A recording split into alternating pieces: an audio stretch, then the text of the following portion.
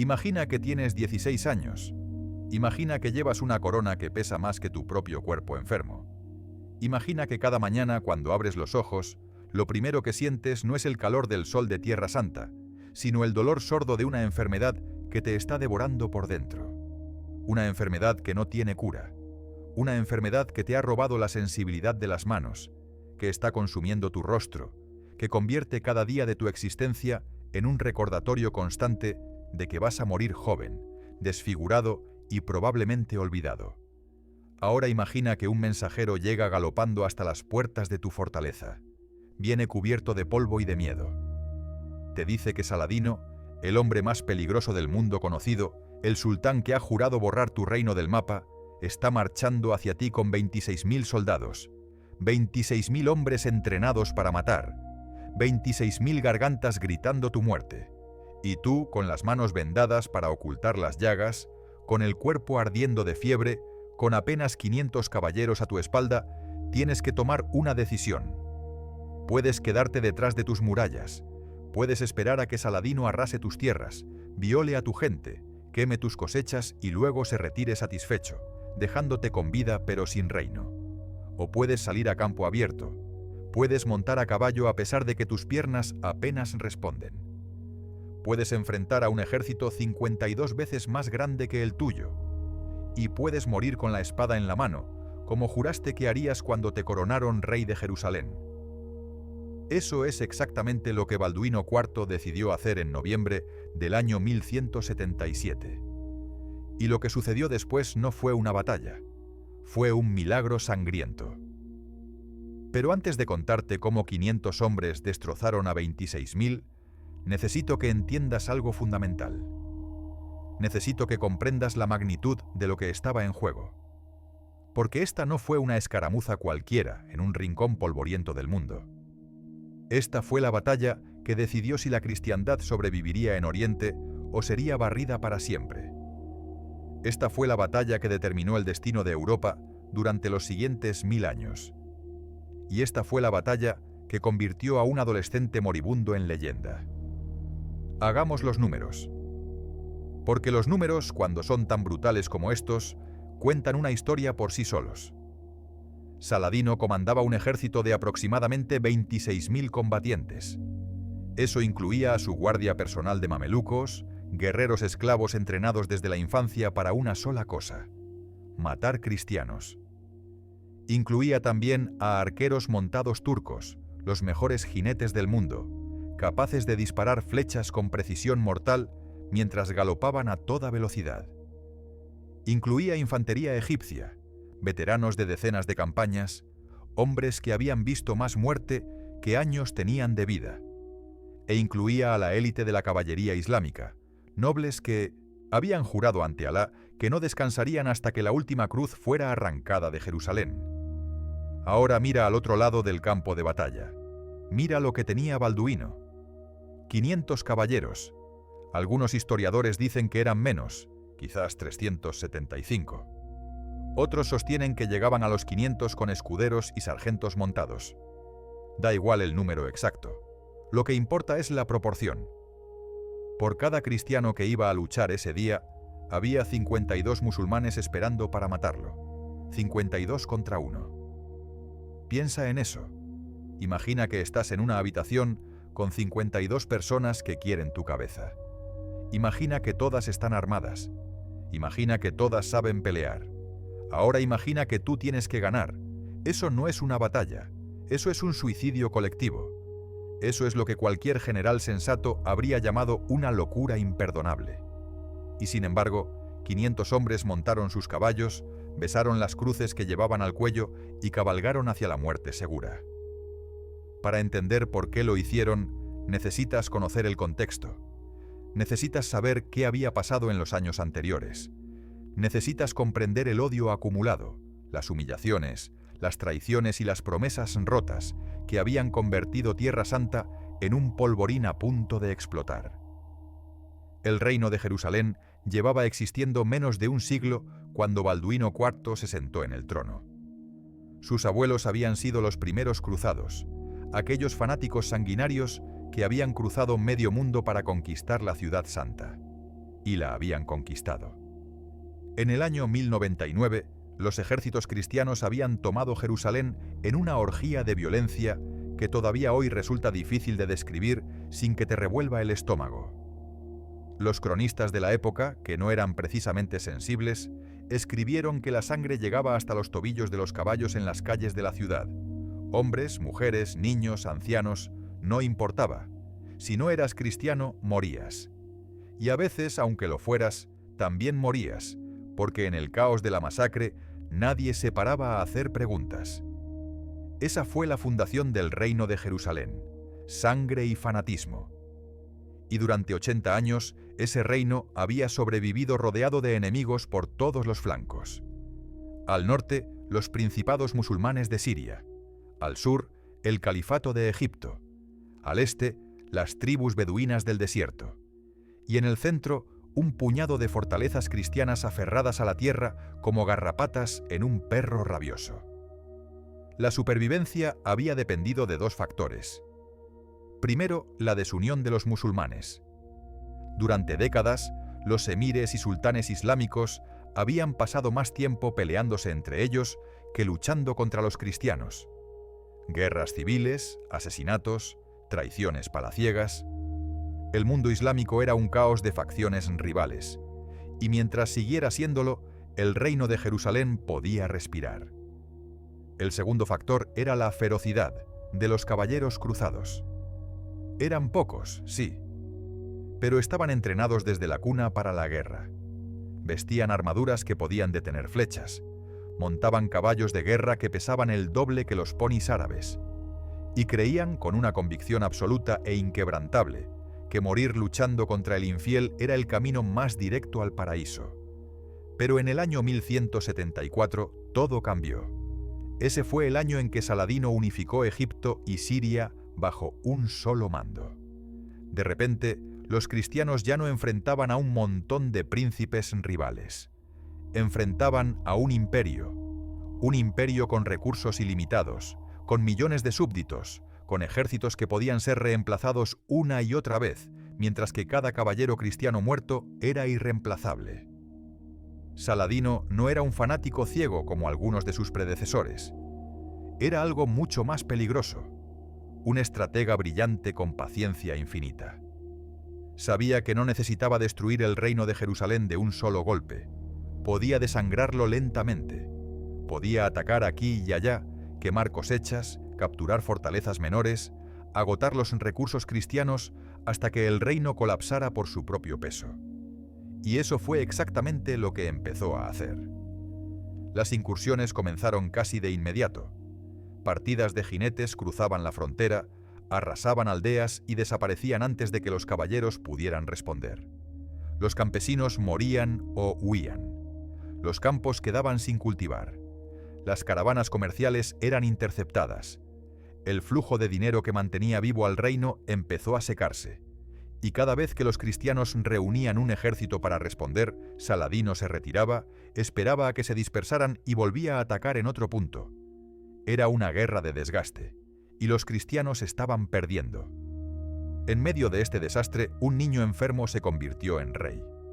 Balduino IV tenía 13 años cuando fue coronado.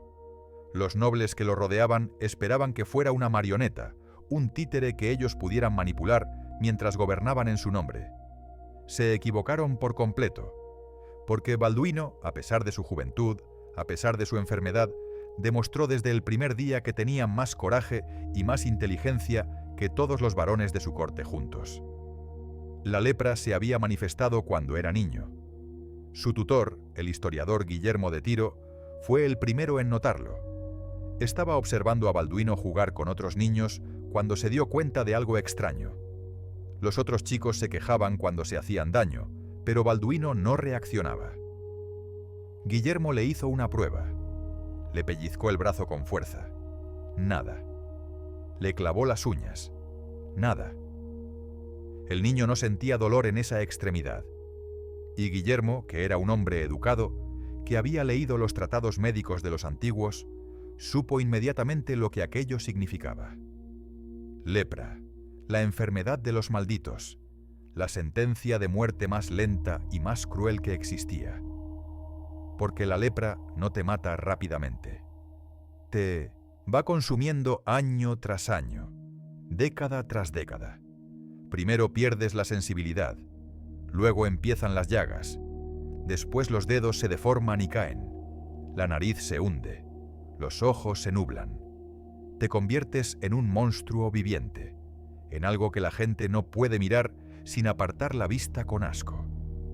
Y durante todo ese tiempo, durante todos esos años de agonía, tu mente permanece intacta. Sabes perfectamente lo que te está pasando. Sabes que cada día estarás peor que el anterior. Sabes que no hay escapatoria. Ese era el destino que esperaba a Balduino, y lo sabía. Desde los 9 años supo que iba a morir joven y iba a morir sufriendo. Cualquier otro niño se habría hundido en la desesperación. Cualquier otro habría renunciado a todo y esperado el fin entre almohadas y lágrimas. Pero Balduino no era cualquier otro niño. Balduino decidió que si su vida iba a ser corta, al menos sería gloriosa. Si iba a morir de todos modos, moriría como un rey, no como un inválido. Y así, cuando le pusieron la corona en la cabeza, cuando los nobles esperaban que fuera un monarca débil y manipulable, Balduino les demostró quién mandaba. Escuchaba a sus consejeros, sí, pero las decisiones las tomaba él. Y cuando había que luchar, él lideraba desde el frente, no desde la retaguardia segura donde se quedaban los reyes prudentes, desde el frente donde silbaban las flechas y la muerte estaba a un golpe de espada de distancia. Los nobles murmuraban que estaba loco, que su enfermedad le había afectado el juicio, que un rey leproso no debería exponerse al combate. Pero los soldados rasos, los caballeros de a pie, los escuderos y los sargentos, esos lo adoraban, porque veían en él algo que no habían visto en ningún otro rey. Un hombre dispuesto a morir con ellos. No por ellos, con ellos. Había una diferencia, y los soldados la entendían. Para el otoño de 1177, Balduino llevaba 3 años en el trono. 3 años de batallas constantes, de incursiones, de noches sin dormir vigilando las fronteras. 3 años en los que su cuerpo había seguido deteriorándose mientras su espíritu se hacía más fuerte. Ya no podía ocultar las vendas en sus manos. Ya caminaba con dificultad algunos días, pero seguía montando a caballo. Seguía empuñando la espada. Seguía siendo el rey. Y entonces llegó la noticia que todos temían. Saladino había reunido el ejército más grande que jamás había lanzado contra los cristianos. No venía a hacer una incursión rápida. No venía a quemar unas cuantas aldeas y retirarse. Venía a conquistar. Había cruzado el desierto del Sinaí con 26.000 hombres y se dirigía directamente hacia el corazón del reino. Su objetivo era claro: llegar a Jerusalén, tomar la ciudad santa y poner fin a 80 años de dominio cristiano en Tierra Santa. El ejército cruzado principal estaba en el norte, vigilando otra amenaza. Balduino se encontraba en Ascalón, una ciudad costera al sur, con un puñado de hombres. Cuando recibió los informes sobre la magnitud de las fuerzas de Saladino, sus consejeros le suplicaron que permaneciera tras las murallas, que esperara refuerzos, que no cometiera una locura. Balduino escuchó sus argumentos, sopesó las opciones, y luego hizo exactamente lo contrario de lo que le pedían.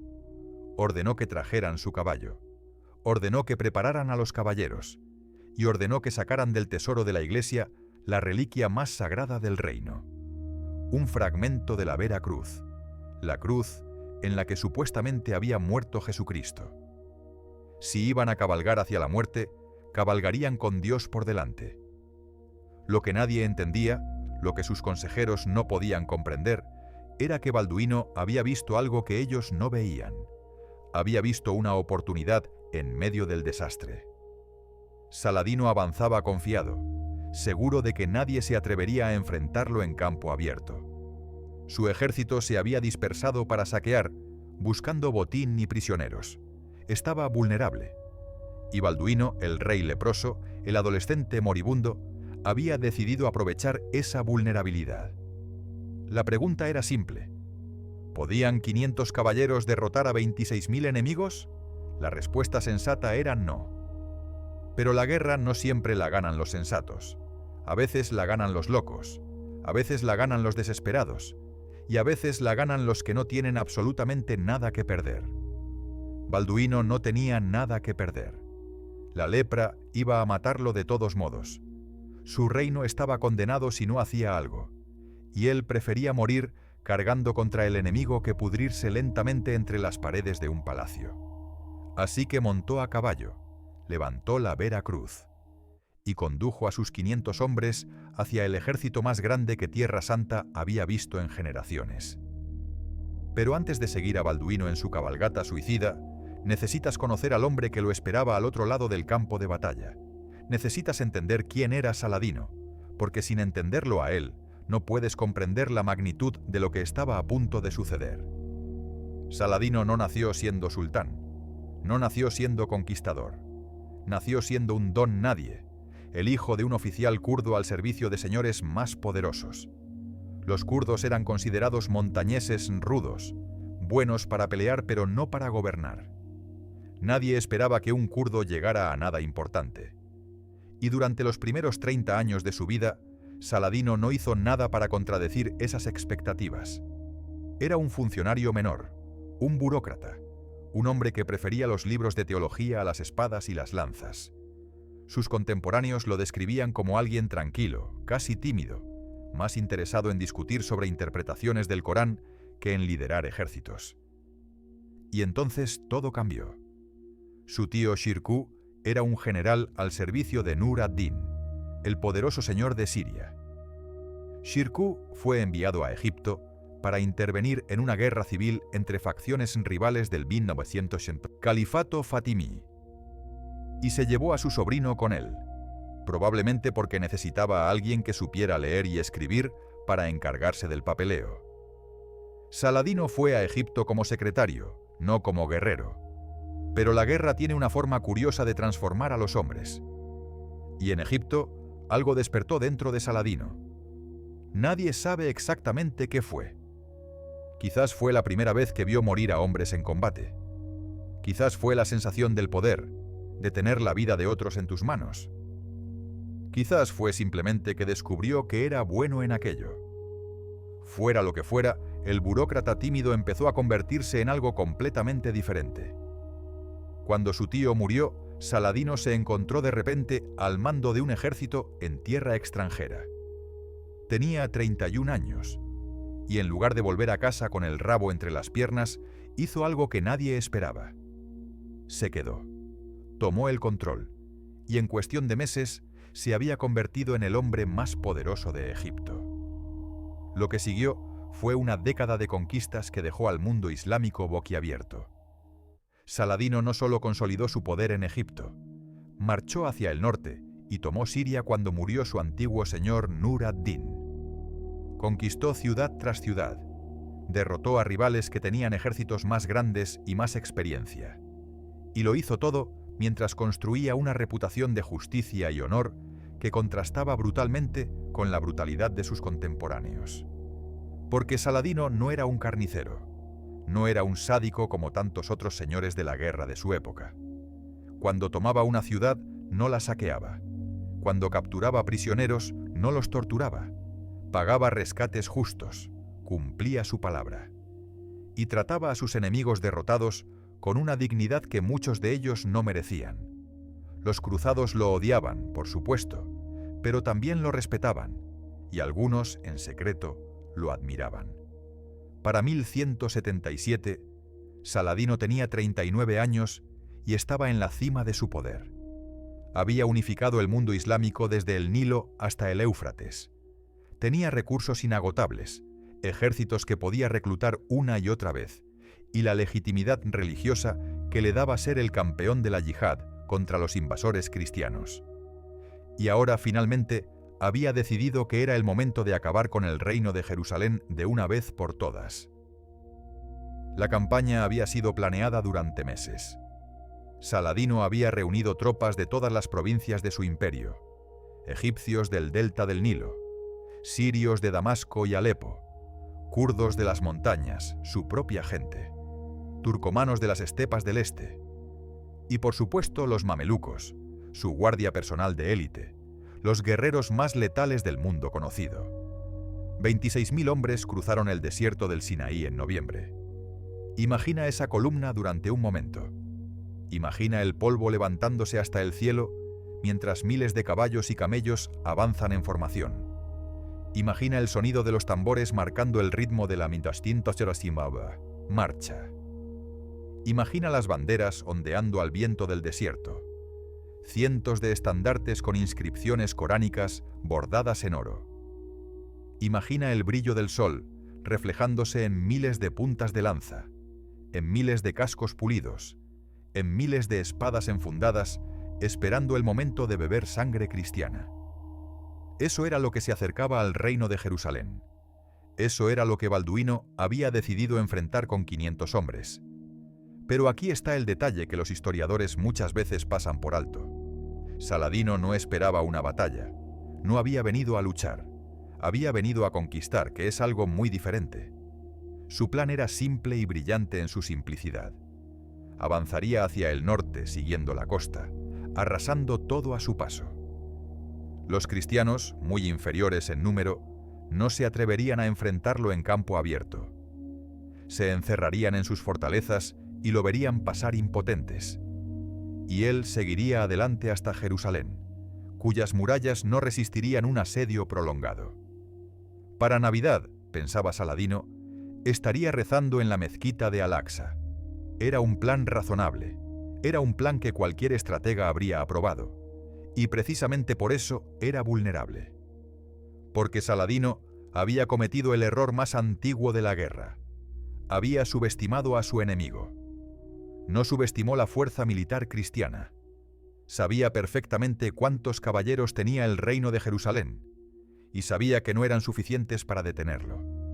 Lo que subestimó fue la locura. Subestimó la posibilidad de que alguien fuera lo suficientemente demente como para atacarlo con fuerzas tan ridículamente inferiores. Y subestimó a Balduino. Mientras Saladino avanzaba confiado, el ejército musulmán empezó a dispersarse. Esto era normal. Esto era esperado.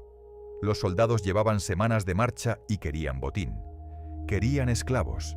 Querían saquear las ricas aldeas cristianas que encontraban a su paso.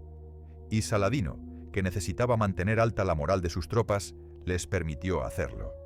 Al fin y al cabo, no había peligro. Los cristianos estaban encerrados temblando tras sus murallas. ¿Qué podía salir mal? Las partidas de saqueo se alejaron del cuerpo principal del ejército, algunas a kilómetros de distancia. La formación que había cruzado el Sinaí como un puño cerrado se abrió como una mano extendida, con los dedos separados y vulnerables. Y Saladino, en el centro, cabalgaba tranquilamente con su guardia personal, sin preocuparse por mantener una disciplina estricta. ¿Para qué? Esto no era una guerra. Esto era un paseo triunfal. Ahora vuelve a Ascalón. Vuelve a la pequeña ciudad costera donde Balduino esperaba con sus 500 caballeros, y entiende lo que estaba sucediendo dentro de esas murallas. Los informes llegaban hora tras hora, mensajeros agotados que habían cabalgado a reventar sus caballos para traer noticias. Y cada informe era peor que el anterior. El ejército de Saladino era más grande de lo que habían estimado. Avanzaba más rápido. Ya había arrasado varias aldeas. Los campesinos huían hacia el norte, llevando solo lo que podían cargar en sus espaldas. Las mujeres lloraban, los niños gritaban, y los hombres maldecían a un dios que parecía haberlos abandonado. Dentro del consejo de guerra, los nobles discutían. Algunos querían enviar mensajeros al ejército principal, que estaba en el norte, y esperar refuerzos. Otros querían negociar una tregua, comprar tiempo a cualquier precio. Y otros, los más pragmáticos, sugirieron que quizás era momento de evacuar el reino, retirarse a las ciudades costeras y esperar ayuda de Europa. Balduino escuchaba en silencio. Su rostro, ya empezando a mostrar las marcas de la lepra, no revelaba ninguna emoción. Sus manos, vendadas con lino blanco, descansaban sobre la mesa del consejo. Y sus ojos, todavía sanos, todavía brillantes de inteligencia, iban de un consejero a otro, evaluando, calculando, pensando. Cuando todos terminaron de hablar, el rey habló. Y lo que dijo dejó a sus consejeros mudos de asombro. Dijo que iban a atacar. No iban a esperar refuerzos, no iban a negociar, no iban a esconderse, iban a salir de Ascalón, iban a encontrar al ejército de Saladino e iban a destruirlo. Hubo un momento de silencio absoluto. Luego, varios nobles empezaron a protestar a la vez. Era una locura, era un suicidio, era condenar al reino a la destrucción por el capricho de un rey adolescente que probablemente ya había perdido la razón por culpa de su enfermedad. Balduino dejó que protestaran, y cuando terminaron, explicó su razonamiento con una claridad que contrastaba brutalmente con lo que le estaban acusando. Primero, dijo, esperar refuerzos no serviría de nada. El ejército principal estaba demasiado lejos. Para cuando llegara, Saladino ya habría tomado Jerusalén. Segundo, negociar era inútil. Saladino no había venido a negociar, había venido a conquistar. Cualquier tregua sería temporal y solo serviría para darle tiempo de consolidar sus ganancias. Tercero, y esto era lo más importante, Saladino no esperaba un ataque. Su ejército estaba disperso, estaba confiado, estaba vulnerable. Sí, los cristianos eran muy inferiores en número, pero los caballeros cruzados no eran soldados normales. Eran la caballería pesada más devastadora del mundo. Un caballero con armadura completa, montado en un caballo de guerra, cargando con lanza calada, era prácticamente imparable. Los musulmanes lo sabían. Le temían a esa carga más que a cualquier otra cosa. Y si los 500 caballeros podían alcanzar al cuerpo principal del ejército enemigo mientras estaba desprevenido, mientras sus mejores tropas estaban dispersas saqueando, tenían una oportunidad. Una oportunidad pequeña. Una oportunidad desesperada, pero una oportunidad real. Los nobles seguían sin estar convencidos. Y entonces Balduino jugó su última carta. Se puso de pie, aunque hacerlo le causaba dolor. Miró a cada uno de sus tacuosías, consejeros a los ojos, y dijo algo que ninguno de ellos olvidaría jamás. Dijo que él iba a ir, con o sin ellos. Si era necesario, cabalgaría solo contra Saladino, porque prefería morir como un rey cristiano que vivir como un cobarde. Y si ellos, los nobles de Jerusalén, los descendientes de los cruzados que habían conquistado Tierra Santa, preferían esconderse mientras su rey cabalgaba hacia la muerte, entonces no merecían llamarse caballeros. El silencio que siguió fue denso como la piedra. Los nobles se miraron entre sí, y uno por uno empezaron a asentir. No porque creyeran que iban a ganar, no porque pensaran que el plan tenía sentido, sino porque su rey, un muchacho enfermo de 16 años, les había recordado lo que significaba el honor. Las órdenes se dieron esa misma noche. Los caballeros revisaron sus armaduras. Los herreros trabajaron hasta el amanecer afilando espadas y reparando cotas de malla. Los escuderos prepararon los caballos, cepillándolos y alimentándolos porque quizás sería la última vez. Y los sacerdotes ofrecieron misa tras misa, absolviendo pecados, administrando últimos sacramentos, preparando almas para el viaje que muchas de ellas harían al día siguiente. Había algo más, algo que le daría a esta cabalgata un significado que trascendía lo militar. Balduino ordenó que trajeran la Vera Cruz. Tienes que entender lo que esa reliquia significaba para los cristianos de la época. No era simplemente un objeto religioso, era el símbolo supremo de su fe. Supuestamente contenía un fragmento de la cruz original en la que Jesucristo había sido crucificado. Helena, la madre del emperador Constantino, la había encontrado en Jerusalén 300 años después de la muerte de Cristo, según la leyenda. Y desde entonces había sido custodiada como el tesoro más precioso de la cristiandad. Llevarla a la batalla era una declaración. Era decirle a Dios que los cruzados lo ponían todo en sus manos. Era decirle al ejército que esta no era una batalla cualquiera, sino una guerra santa en el sentido más literal posible. Y era decirle a cada caballero que si morían ese día, morirían mártires, con la cruz de Cristo brillando ante sus ojos.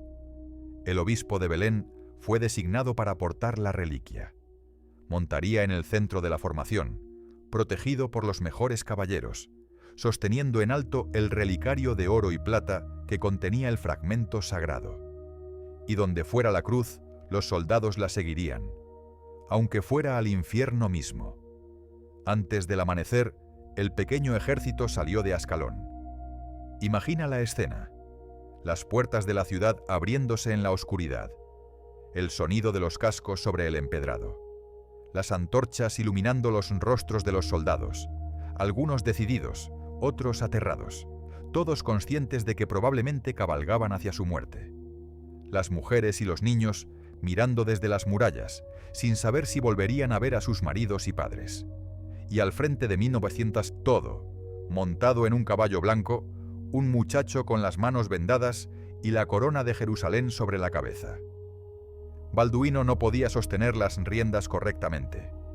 La lepra había avanzado demasiado. Sus escuderos habían diseñado un sistema especial, atando las riendas a sus muñecas para que pudiera dirigir el caballo sin necesidad de cerrar los dedos. Era incómodo, era doloroso, pero funcionaba. Y mientras el rey pudiera montar, mientras pudiera levantar una espada aunque fuera torpemente, lideraría a sus hombres desde el frente.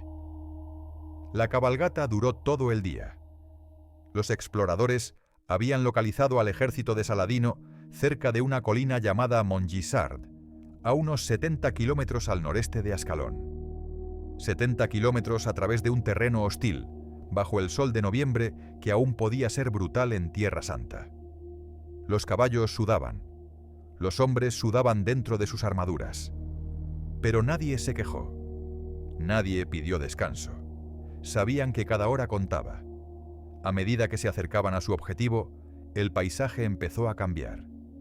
Empezaron a ver el humo en el horizonte, columnas negras subiendo hacia el cielo desde aldeas incendiadas, y empezaron a encontrarse con los refugiados, familias enteras caminando en dirección contraria, arrastrando carros llenos de sus posesiones, con los ojos vacíos de quienes han visto demasiado.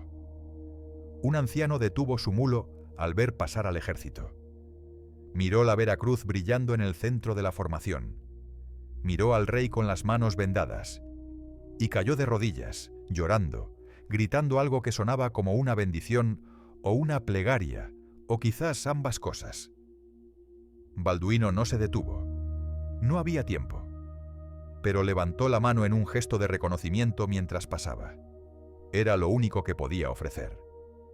Al caer la tarde, los exploradores regresaron con noticias. Habían encontrado al ejército de Saladino. Estaba exactamente donde habían predicho, cerca de Montgisard. Y estaba disperso, tal como Balduino había esperado.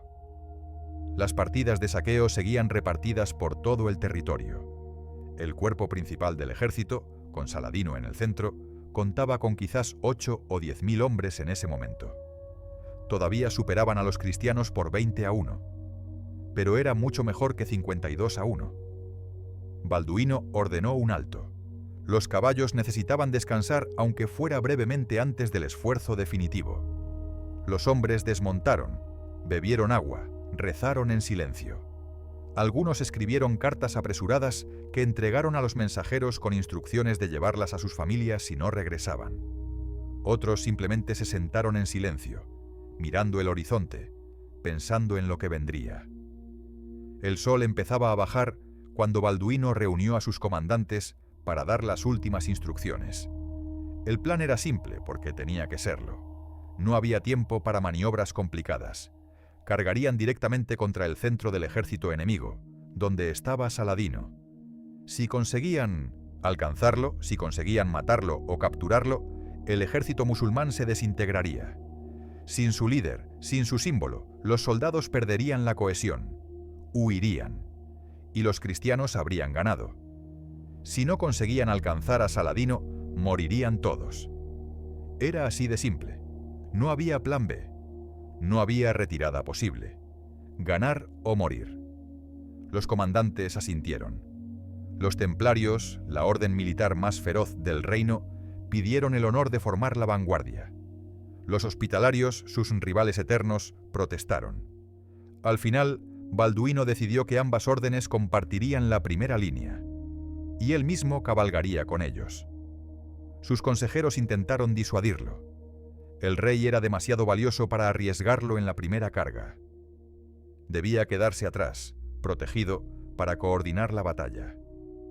Balduino les respondió que un rey que no luchaba junto a sus hombres no merecía ser rey, y que si Dios quería que muriera ese día, moriría igual estuviera donde estuviera. Al menos así su muerte tendría significado. No hubo más discusiones. Los 500 caballeros montaron por última vez. Formaron una línea que se extendía quizás 200 metros de ancho. No era impresionante, no era aterrador. Era objetivamente una fuerza patéticamente pequeña para enfrentar lo que les esperaba. Pero cada uno de esos hombres era un arma viviente. Cada uno había entrenado desde la infancia para este momento.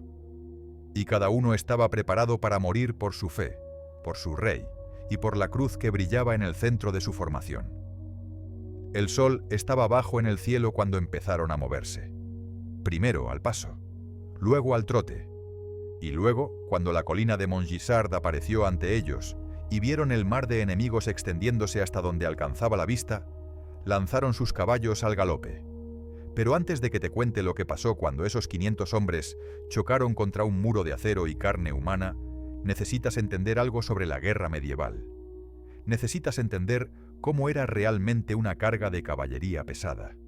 Porque las películas mienten, los libros de historia edulcoran. Y la verdad es mucho más brutal de lo que la mayoría de la gente puede imaginar. Un caballero del siglo XII no era simplemente un hombre a caballo. Era una máquina de guerra que pesaba cerca de 200 kilos entre armadura y armas. El caballo de guerra que montaba pesaba entre 500 y 600 kilos más. Cuando esa masa combinada de 800 kilos se lanzaba al galope, alcanzaba una velocidad de 40 kilómetros por hora.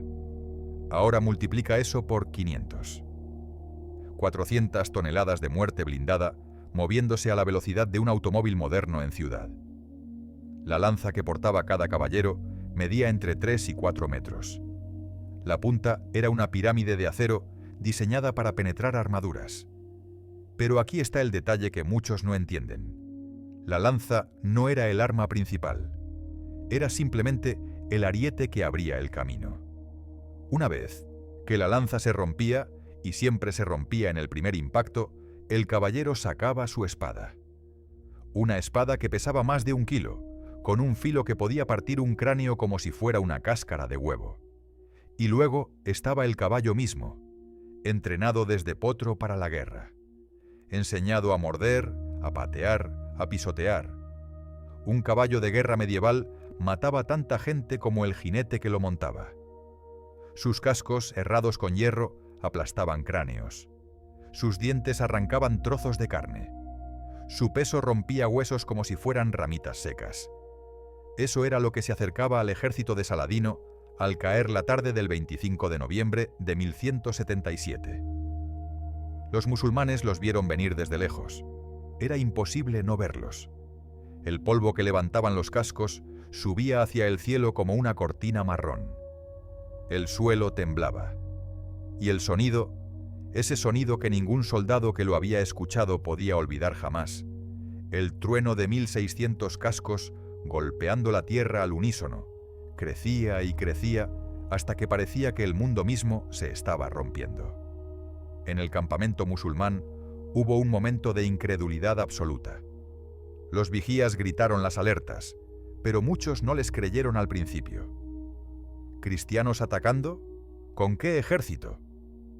Los espías habían confirmado que los cruzados principales estaban en el norte.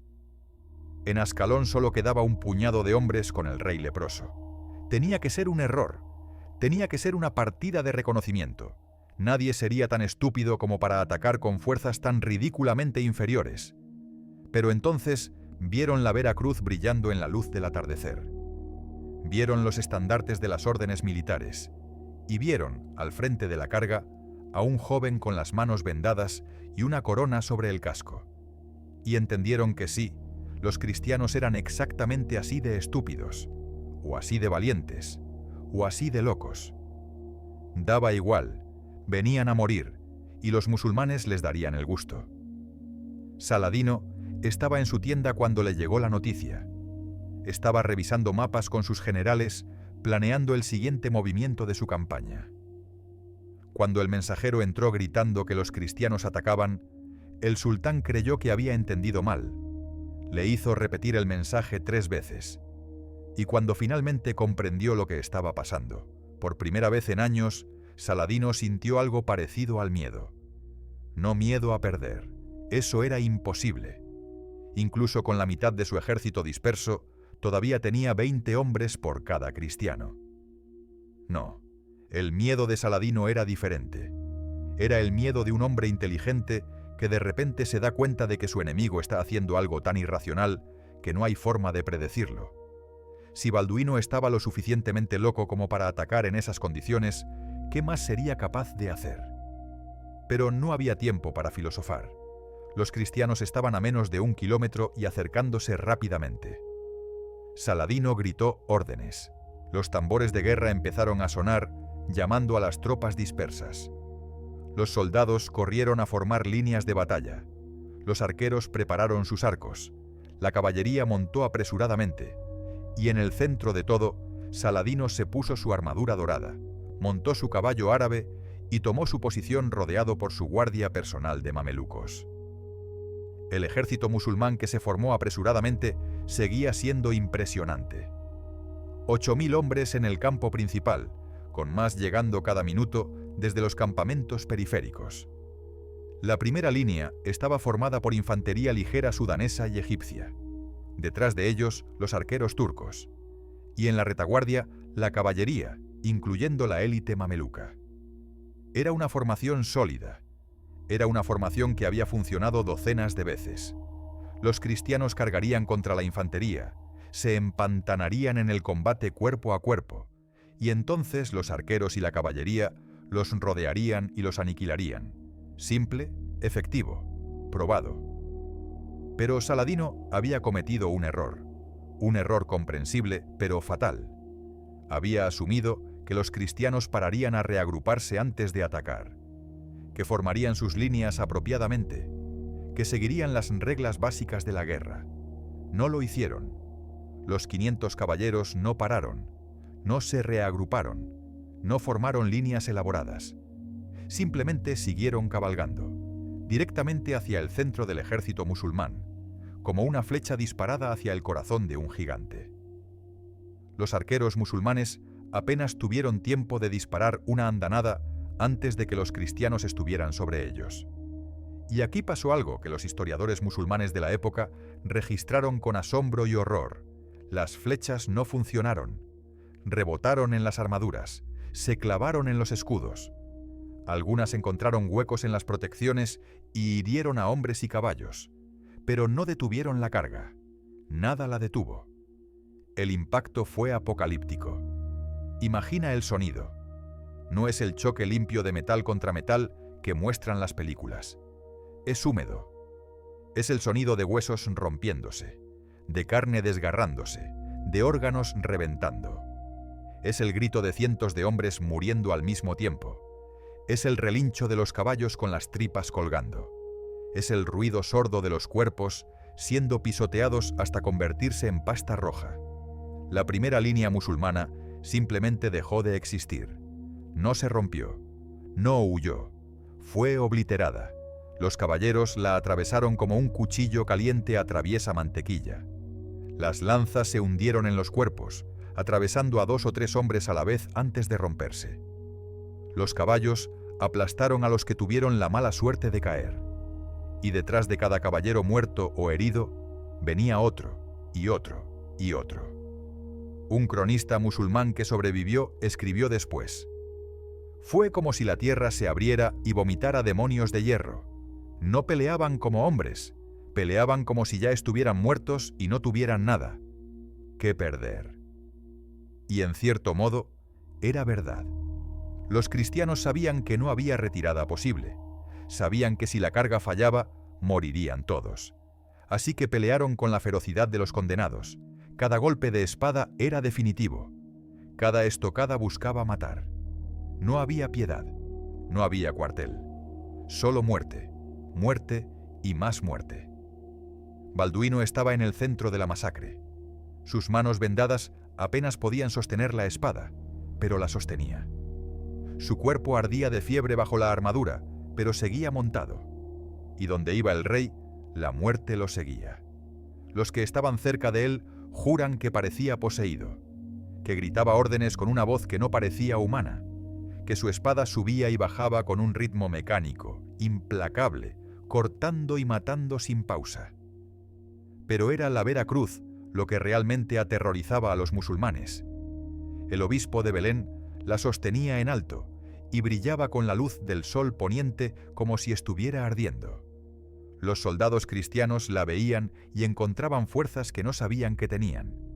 Los musulmanes la veían y algunos, los más supersticiosos, creían que era brujería cristiana, que el dios de los infieles había bajado al campo de batalla. La segunda línea musulmana, los arqueros, intentó retroceder para ganar distancia y disparar. Pero no había espacio. La primera línea destrozada estaba siendo empujada hacia atrás, los supervivientes tropezando con los muertos, y todo era un caos de cuerpos y gritos y sangre. Los arqueros dispararon a quemarropa, pero a esa distancia no podían fallar a sus propios hombres tanto como a los cristianos. Y entonces los caballeros estuvieron sobre ellos también. Un arquero turco llamado Hassan dejó un relato de lo que vio. Un caballero vino directo hacia mí. Su caballo era negro como la noche y echaba espuma por la boca. El hombre tenía una flecha clavada en el hombro y otra en el muslo, pero no parecía notarlas. Intenté disparar, pero mis manos temblaban. La flecha salió torcida, y entonces su espada me encontró, y lo último que recuerdo es el cielo girando mientras caía. Hassan sobrevivió, aunque perdió el brazo izquierdo. Fue uno de los afortunados. Saladino, desde su posición en la retaguardia, veía cómo su ejército se desintegraba ante sus ojos. Era imposible, era una pesadilla. 8.000 hombres no podían estar perdiendo contra 500, pero lo estaban. Y lo peor era que no podía entender cómo. Sus generales le gritaban consejos contradictorios. Algunos querían que la caballería cargara inmediatamente, otros que esperara a que llegaran más refuerzos, otros que se retirara para reagruparse.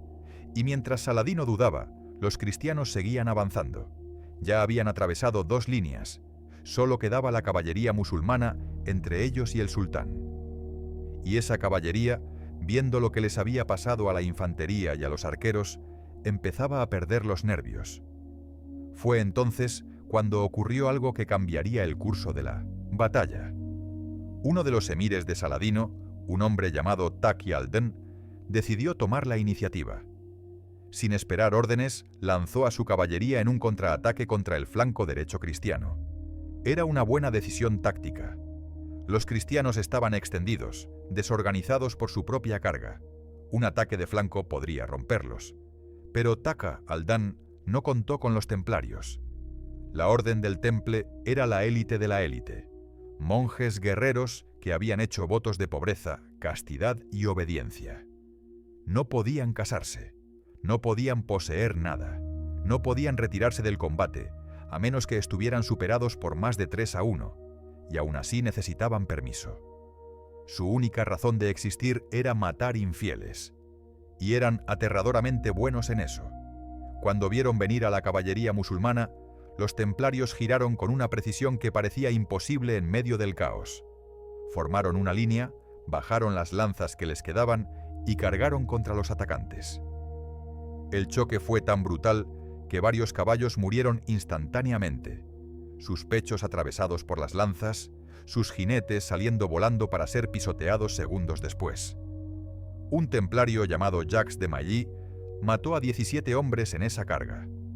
Lo sabemos porque un escriba musulmán lo contó después, asombrado de que un solo hombre pudiera causar tanta muerte. Jacques murió al final, con 9 flechas en el cuerpo, pero siguió peleando hasta que una cimitarra le separó la cabeza de los hombros. Incluso entonces, dicen los testimonios, su cuerpo se mantuvo erguido en el caballo durante varios segundos antes de caer. El contraataque de Taqi al-Dan se rompió contra los templarios como una ola contra un acantilado. Y no solo se rompió, se invirtió. Los musulmanes que habían cargado con confianza empezaron a huir, y su huida contagió el pánico al resto de la caballería. El pánico en una batalla medieval era contagioso como la peste. Empezaba con un hombre dando la vuelta a su caballo.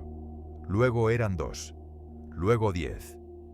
Y de repente, cientos de hombres huían sin saber exactamente por qué, solo sabiendo que otros huían y que quedarse significaba morir. Saladino vio cómo su caballería empezaba a desintegrarse y supo que la batalla estaba perdida. Era imposible, impensable, absurdo. Pero estaba pasando. 500 cristianos estaban derrotando a su ejército, y si no hacía algo inmediatamente, lo capturarían o lo matarían. El sultán tomó la decisión más difícil de su vida. Ordenó la retirada general. Pero ordenar una retirada y ejecutarla son cosas muy diferentes, especialmente cuando tu ejército está en pánico. Los tambores tocaron la señal de retirada, pero muchos soldados ya estaban huyendo por su cuenta. Y una retirada desorganizada en la cara del enemigo es simplemente otra palabra para masacre. Los cristianos, oliendo la sangre, se lanzaron en persecución. Ya no había formación, ya no había táctica. Era cada hombre, matando a tantos enemigos como pudiera antes de que se alejaran demasiado. Los caballeros, montados en caballos más pesados pero más resistentes, alcanzaban a los musulmanes que huían y los cortaban por la espalda. Era una carnicería. Un soldado egipcio describió después la persecución. Corríamos y ellos nos seguían. Podías escuchar los cascos acercándose y sabías que la muerte venía por ti. El hombre a mi lado tropezó. Antes de que pudiera levantarse, un caballo le pasó por encima. Escuché sus costillas romperse como ramas secas. Seguí corriendo. Todos seguimos corriendo. No miramos atrás. Pero no todos los musulmanes huyeron. Los mamelucos, la guardia personal de Saladino, cumplieron con su deber hasta el final. Formaron un círculo alrededor del sultán y empezaron una retirada de combate, peleando mientras retrocedían, vendiendo sus vidas caro para darle tiempo a su señor de escapar. Los mamelucos eran posiblemente los mejores guerreros del mundo musulmán, esclavos comprados de niños, entrenados brutalmente, sin familia ni lealtad excepto a su señor. Sabían que iban a morir, pero también sabían que cada minuto que resistieran era un minuto más de vida para Saladino. Y resistieron. Un caballero hospitalario que luchó contra ellos escribió: «Nunca vi hombres pelear con tal determinación. Los cortabas y seguían peleando. Les clavabas la lanza y te agarraban el asta para acercarte y apuñalarte. Morían de pie, sin gritar, sin suplicar. Morían como si la muerte fuera un viejo amigo al que habían estado esperando». Los mamelucos compraron con su sangre el tiempo que Saladino necesitaba. El sultán escapó con un puñado de supervivientes, cabalgando hacia el desierto mientras el sol se ponía y la oscuridad cubría su vergüenza. Detrás de él, el campo de batalla de Mongisar se había convertido en un matadero al aire libre. Los cristianos siguieron matando hasta que la oscuridad total hizo imposible distinguir amigo de enemigo. Solo entonces, agotados, cubiertos de sangre, con muchos heridos y algunos muertos, se detuvieron. La batalla había durado menos de 2 horas, pero en esas 2 horas el mundo había cambiado. Balduino desmontó de su caballo y casi se desplomó. Sus escuderos tuvieron que sostenerlo.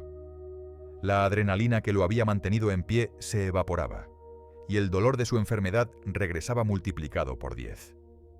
Pero seguía vivo, increíblemente, milagrosamente, seguía vivo. Y había ganado. A su alrededor, los caballeros empezaban a darse cuenta de lo que habían hecho. Habían derrotado a un ejército 50 veces más grande. Habían humillado a Saladino. Habían salvado el reino de Jerusalén. Era imposible, era un milagro. Algunos caían de rodillas, llorando y rezando. Otros simplemente se quedaban parados, mirando el campo sembrado de cadáveres, sin poder creer que seguían respirando. El obispo de Belén seguía sosteniendo la vera cruz, aunque sus brazos temblaban del agotamiento. La reliquia no tenía un rasguño, ni una gota de sangre la había tocado. Los supersticiosos, que eran la mayoría, lo tomaron como una señal divina. Dios había estado con ellos. Dios había guiado sus espadas.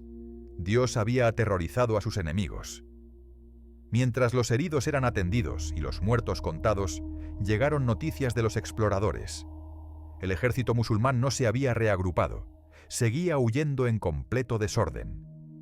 Miles de soldados corrían por el desierto sin agua, sin comida, sin comandantes. Muchos morirían de sed antes de llegar a territorio seguro. Otros serían cazados por beduinos oportunistas. El gran ejército de Saladino había dejado de existir. Pero la noche no había terminado. Y lo que vendría después sería tan importante como la batalla misma. Porque ganar una batalla es una cosa. Sobrevivir a la victoria es otra muy diferente. Y Balduino, incluso en su agotamiento, incluso con su cuerpo gritando por descanso, sabía que el trabajo no estaba completo. Los muertos tenían que ser enterrados, los cristianos con honores, los musulmanes en fosas comunes. Era cruel, pero era la costumbre. Los heridos tenían que ser tratados, y había muchos.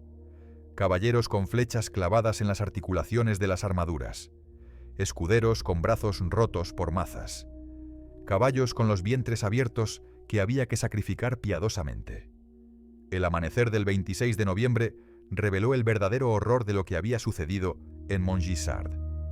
La luz del sol iluminó un paisaje que parecía sacado del Apocalipsis. Los cadáveres se extendían hasta donde alcanzaba la vista. Musulmanes en su mayoría, pero también cristianos, entrelazados en las posturas grotescas de la muerte violenta. Algunos todavía agarraban las armas. Otros tenían las manos extendidas hacia el cielo, como si en sus últimos momentos hubieran suplicado a un Dios que no respondió. Los buitres ya habían llegado. Círculos negros en el cielo azul, esperando pacientemente a que los vivos terminaran su trabajo para comenzar el suyo. Las moscas zumbaban en nubes densas sobre los charcos de sangre coagulada. Y el olor, ese olor que ningún soldado olvida jamás, la mezcla de sangre, mierda y carne, empezando a pudrirse bajo el sol del desierto, lo impregnaba todo. Balduino había dormido 3 horas, tal vez 4. Su cuerpo enfermo no le permitía más. Cuando amaneció, ya estaba despierto, sentado en una silla de campaña, porque no podía estar de pie sin ayuda, recibiendo informes de sus comandantes. Las bajas cristianas habían sido sorprendentemente ligeras. 83 muertos, tal vez 200 heridos, algunos de gravedad. Menos del 40% de su fuerza. En cualquier otra batalla, esas bajas habrían sido consideradas catastróficas. Pero considerando lo que habían enfrentado, era casi milagroso. Las bajas musulmanas eran más difíciles de contar.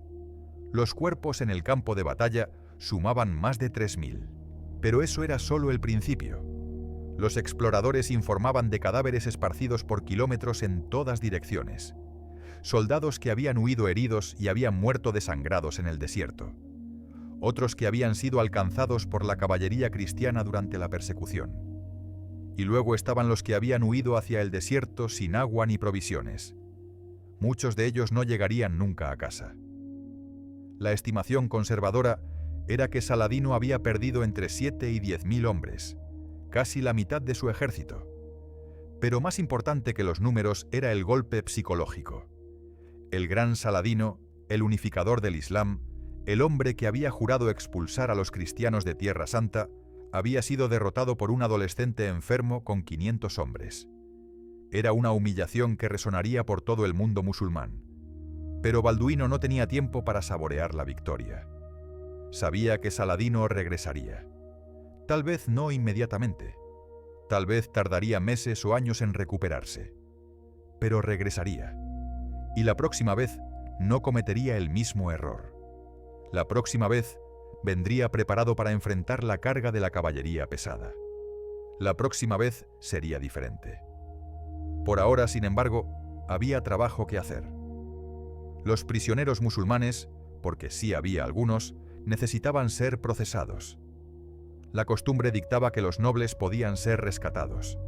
Los soldados comunes podían ser vendidos como esclavos o ejecutados, dependiendo del humor del vencedor. Balduino, para sorpresa de muchos, eligió la misericordia. Los prisioneros heridos fueron tratados. Los sanos fueron liberados con un mensaje para Saladino.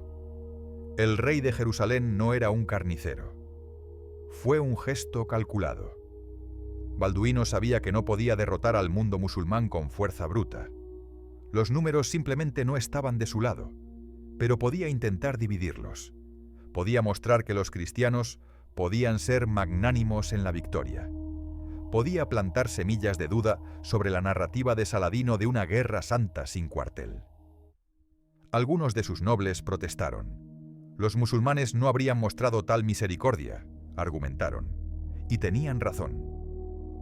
Pero Balduino no estaba interesado en ser como sus enemigos. Estaba interesado en sobrevivir. Y a veces la misericordia es una mejor estrategia que la crueldad. Mientras los prisioneros eran liberados y los muertos enterrados, llegó una noticia que hizo que incluso los más optimistas se estremecieran. Las partidas de saqueo musulmanas, que habían estado dispersas durante la batalla, seguían ahí fuera. Miles de soldados enemigos vagaban por el reino sin liderazgo, sin órdenes, sin ningún objetivo excepto sobrevivir. Algunos intentarían llegar a territorio musulmán. Otros, los más desesperados, se convertirían en bandidos, y otros atacarían cualquier objetivo cristiano que encontraran, buscando venganza por la humillación de Montgisard. El reino, técnicamente, seguía en peligro. Balduino había cortado la cabeza de la serpiente, pero el cuerpo seguía retorciéndose. Y con solo unos cientos de hombres, muchos heridos, no podía perseguir a todos los grupos dispersos. Tendría que confiar en las guarniciones locales para defenderse. Tendría que rezar para que el pánico causado por la derrota de Saladino fuera suficiente para mantener a raya a los supervivientes musulmanes. Pero había una luz de esperanza. Los mensajeros enviados al norte habían cumplido su misión. El ejército principal cristiano estaba en marcha hacia el sur. En pocos días, miles de caballeros frescos llegarían para ayudar a limpiar los restos del ejército musulmán. La crisis inmediata había pasado. El reino sobreviviría otro día. Fue entonces, en medio de toda esta actividad, cuando ocurrió algo que los cronistas de la época registraron con asombro. Balduino pidió que lo llevaran al centro del campo de batalla. Sus consejeros protestaron. El lugar seguía siendo un matadero. El hedor era insoportable. Y el rey estaba exhausto, necesitaba descansar. Pero Balduino insistió. Y así, montado en una litera porque ya no podía montar a caballo, fue llevado al lugar exacto donde la carga cristiana había roto las líneas musulmanas. Allí, rodeado de muerte, con las vendas de sus manos manchadas de sangre seca, el rey adolescente hizo algo extraordinario. Se arrodilló. O mejor dicho, fue ayudado a arrodillarse, porque sus piernas apenas respondían. Y allí, en medio de los cadáveres, con los buitres circulando sobre su cabeza, rezó. No una oración de agradecimiento por la victoria, no una oración de gloria o triunfo, sino una oración por las almas de todos los muertos, cristianos y musulmanes por igual. Los soldados que lo vieron quedaron mudos. Algunos lloraron abiertamente, otros se arrodillaron con él. Y durante unos minutos, en ese campo empapado de sangre, hubo algo parecido a la paz. Era un gesto vacío para algunos. Era propaganda para otros. Pero para los hombres que habían luchado el día anterior, que habían visto el infierno de cerca, significaba algo más. Significaba que su rey, aunque joven, aunque enfermo, entendía el peso de lo que habían hecho. Entendía que cada cadáver había sido un hijo, un padre, un hermano, y que la gloria de la victoria siempre viene manchada con la tragedia de la pérdida.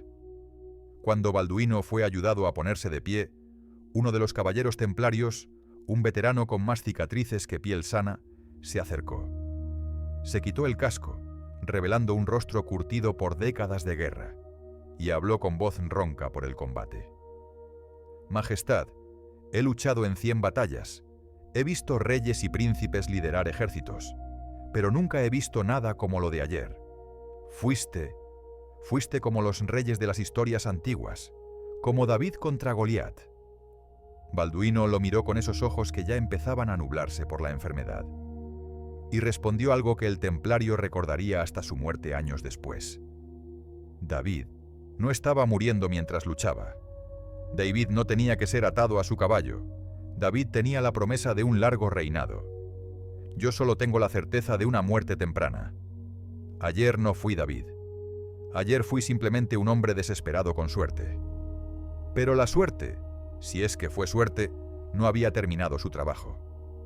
Porque mientras Balduino y sus hombres procesaban la magnitud de su victoria, a cientos de kilómetros de distancia, Saladino enfrentaba su propia pesadilla. El sultán había cabalgado sin parar durante toda la noche, cambiando de caballo cuando el suyo se agotaba, bebiendo solo lo necesario para no desmayarse. Lo seguían menos de 100 hombres. De los 26.000 con los que había cruzado el desierto, le quedaban 100. Los demás estaban muertos, capturados o dispersos por el desierto como hojas al viento. Cuando finalmente se detuvo en un oasis para dejar que los caballos bebieran, Saladino desmontó y por primera vez en su vida como comandante, vomitó. No por el agotamiento físico, sino por la humillación, por la imposibilidad de lo que había sucedido, por la certeza de que su reputación, tan cuidadosamente construida durante años, había sido destrozada en 2 horas por un niño enfermo. Sus lugartenientes no se atrevían a hablar. ¿Qué podían decir? ¿Que había sido mala suerte? ¿Que los cristianos habían peleado como demonios? ¿Que nadie podría haber predicho una carga tan suicida? Todo sonaba a excusas. Y Saladino no era un hombre que aceptara excusas, ni siquiera las suyas propias. Fue Tak al-Dan, el mismo que había liderado el contraataque fallido, quien finalmente rompió el silencio. «Mi señor», dijo, «perdimos una batalla, no perdimos la guerra». Saladino lo miró con ojos rojos por el polvo y el agotamiento. «Perdimos más que una batalla», respondió. «Perdimos el mito de nuestra invencibilidad, y en la guerra a veces el mito es más poderoso que los ejércitos». Tenía razón. Las noticias de Montgisard viajaron más rápido que los caballos más veloces. En cuestión de semanas, todo el mundo conocido sabía la historia, y con cada narración la historia crecía. Los 500 caballeros se convirtieron en 300 en algunas versiones, en 200 en otras. El ejército de Saladino creció de 26.000 a 40.000, a 50.000. Balduino pasó de ser un adolescente enfermo a ser un santo guerrero, bendecido por Dios con fuerza sobrenatural.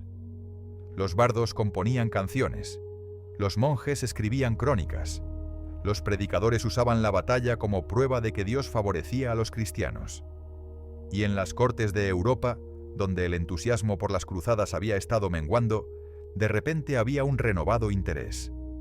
Si un puñado de caballeros podía derrotar a Saladino, ¿qué no podría hacer un ejército completo? Pero la realidad, como siempre, era más compleja que la leyenda. Balduino había ganado una batalla, sí, pero el reino de Jerusalén seguía, siendo una franja de territorio cristiano, rodeada por un mar de enemigos.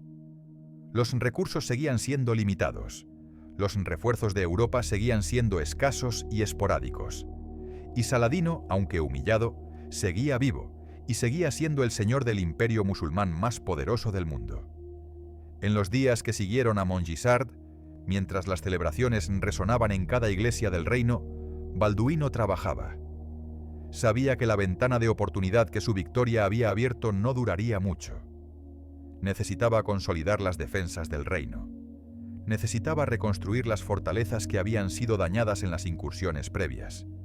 Necesitaba reclutar más soldados, conseguir más recursos, prepararse para la inevitable respuesta musulmana.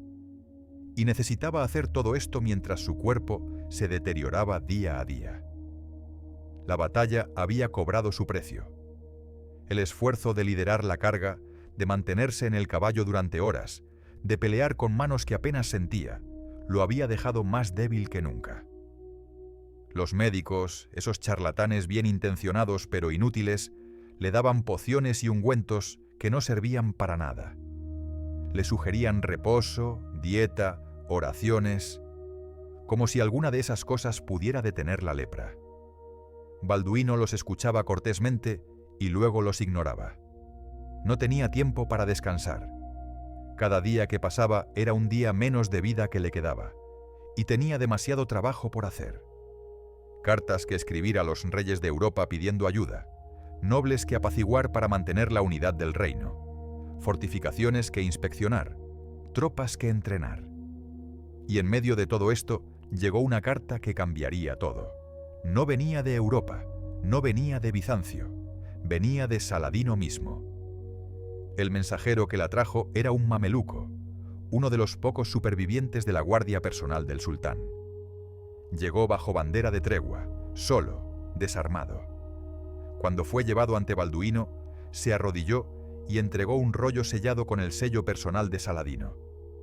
La carta estaba escrita en árabe elegante, con esa caligrafía hermosa que los musulmanes cultivaban como un arte.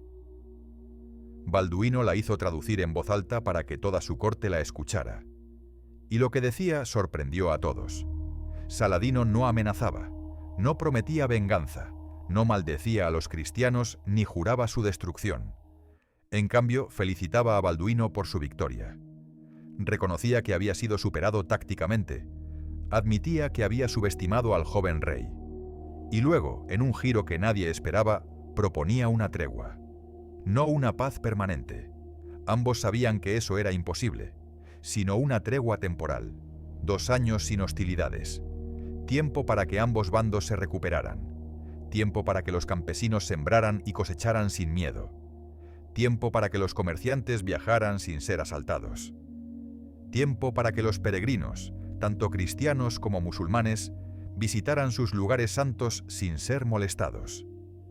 Era una oferta tentadora. Y Balduino sabía que era también una trampa. Saladino necesitaba tiempo para reconstruir su ejército, para recuperar su prestigio, para planear su próximo movimiento. La tregua lo beneficiaría más a él que a los cristianos. Pero también sabía que el reino de Jerusalén necesitaba desesperadamente ese respiro. Los campos necesitaban ser cultivados. El comercio necesitaba fluir.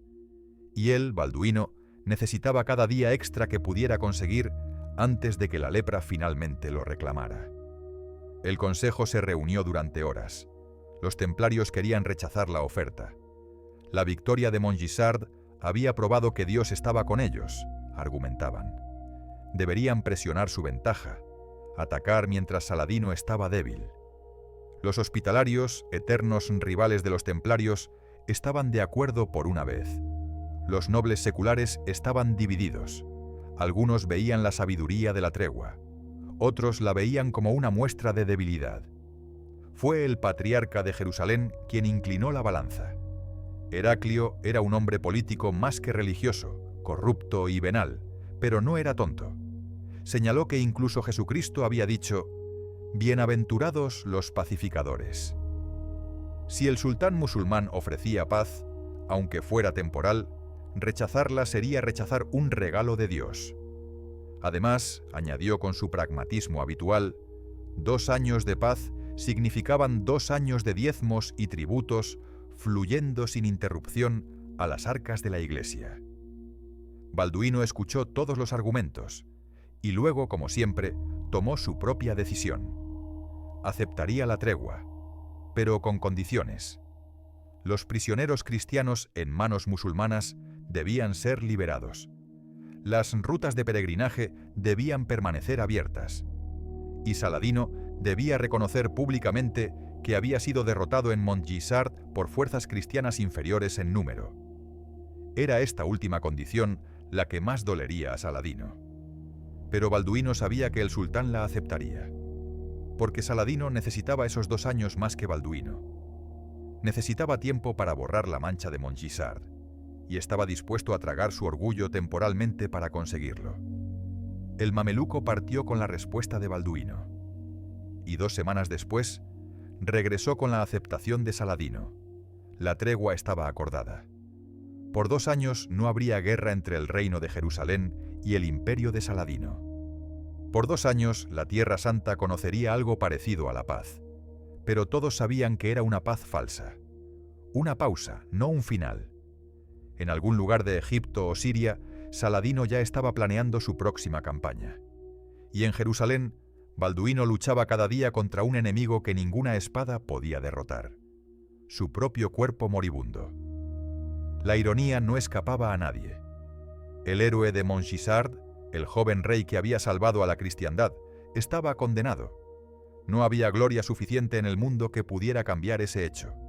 Y mientras las campanas de las iglesias seguían tocando en celebración, mientras los poetas seguían componiendo versos sobre la gran victoria, Balduino se miraba las manos vendadas cada mañana y veía cómo la podredumbre avanzaba un poco más. Los 2 años que siguieron a Montgisard fueron los más extraños en la historia del reino de Jerusalén. Por un lado, Balduino era el héroe de la cristiandad. Su nombre se pronunciaba con reverencia desde Londres hasta Constantinopla. El Papa le había enviado una bendición especial y una reliquia de San Jorge, el matadragones. Los reyes de Europa le escribían cartas llenas de admiración y promesas vacías de futura ayuda. Era, sin duda, el momento de mayor gloria del reino cruzado desde la conquista de Jerusalén 80 años antes. Por otro lado, cada día que pasaba, el héroe se pudría un poco más. La lepra no respeta la gloria, no le importan las victorias militares.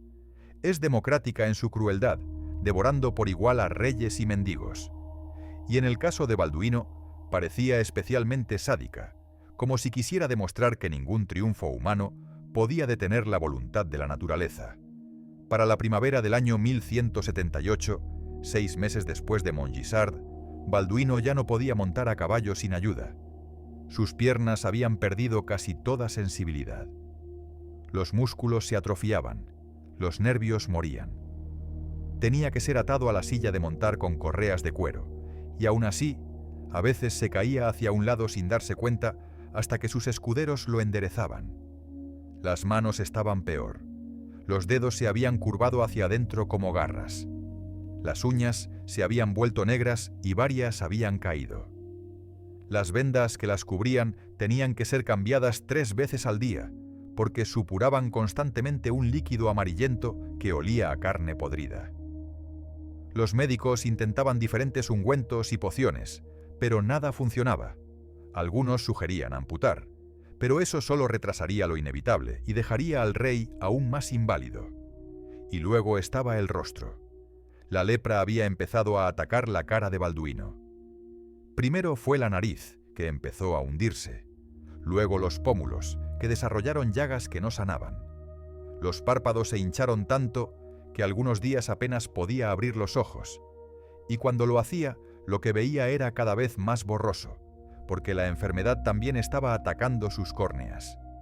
Los cortesanos empezaron a evitar mirarlo directamente, no por falta de respeto, sino por puro horror. El hermoso príncipe que había sido coronado a los 13 años se había convertido en algo que parecía salido de una pesadilla. Y lo peor era que su mente seguía perfectamente lúcida. Cada deterioro, cada nueva deformidad, cada pérdida de función, Balduino la experimentaba con completa claridad mental. Un día, mientras dictaba cartas a su escriba porque ya no podía sostener una pluma, Balduino dijo algo que el escriba anotó en los márgenes del documento. Dios me dio la victoria en Montgisard para que el mundo supiera que puede obrar milagros incluso a través de los más miserables. No me salvó de la lepra, me convirtió en lepra victoriosa. Pero mientras Balduino se deterioraba físicamente, trabajaba con una intensidad que asombraba a todos los que lo rodeaban. Sabía que el tiempo se agotaba. No solo su tiempo personal, sino el tiempo de la tregua con Saladino. Y necesitaba dejar el reino en la mejor posición posible para sobrevivir sin él. Lo primero era la sucesión. Balduino no tenía hijos y nunca los tendría. ¿Quién querría casarse con un leproso? ¿Y qué mujer querría arriesgarse a tener hijos que podrían heredar la maldición? Su heredera era su hermana Sibila, una mujer hermosa pero de juicio cuestionable que había enviudado recientemente. El hijo de Sibila, otro Balduino, era el siguiente en la línea, pero era un niño, y había rumores inquietantes de que también mostraba signos tempranos de enfermedad. Balduino sabía que necesitaba casar a Sibila con alguien fuerte, alguien que pudiera defender el reino cuando él muriera. Pero Sibila tenía sus propias ideas. Se había enamorado de un recién llegado de Francia, un aventurero guapo pero incompetente llamado Guy de Lusignan. Balduino lo despreciaba. Guy era todo lo que un rey no debería ser: vanidoso, cobarde, indeciso. Pero Sibila estaba decidida, y Balduino, debilitado por la enfermedad y las constantes luchas políticas, eventualmente cedió. Fue un error que costaría caro al reino. Pero en ese momento, Balduino tenía preocupaciones más inmediatas. Los informes de los espías eran alarmantes. Saladino no estaba desperdiciando la tregua. Estaba reclutando soldados de cada rincón del mundo musulmán, veteranos de las guerras en España, guerreros de las estepas del Asia Central, mercenarios nubios del sur profundo de África, y lo más preocupante, estaba entrenándolos específicamente para contrarrestar la carga de la caballería pesada cristiana. Había mandado construir campos de entrenamiento donde los soldados practicaban formaciones diseñadas para absorber y desviar cargas de caballería. Largas lanzas plantadas en el suelo en ángulo, fosos disimulados para hacer tropezar a los caballos, arqueros entrenados para disparar no a los caballeros blindados, sino a los caballos, que eran más vulnerables. Todo el aparato militar del Imperio musulmán estaba siendo rediseñado con un solo propósito: asegurarse de que Montgisart nunca se repitiera. Y mientras tanto, Balduino tenía que lidiar con las constantes disputas internas del reino. Los templarios y los hospitalarios se peleaban por todo, desde derechos de agua hasta jurisdicción sobre fortalezas. Los varones seculares conspiraban unos contra otros, cada uno tratando de posicionarse para el inevitable vacío de poder cuando Balduino muriera.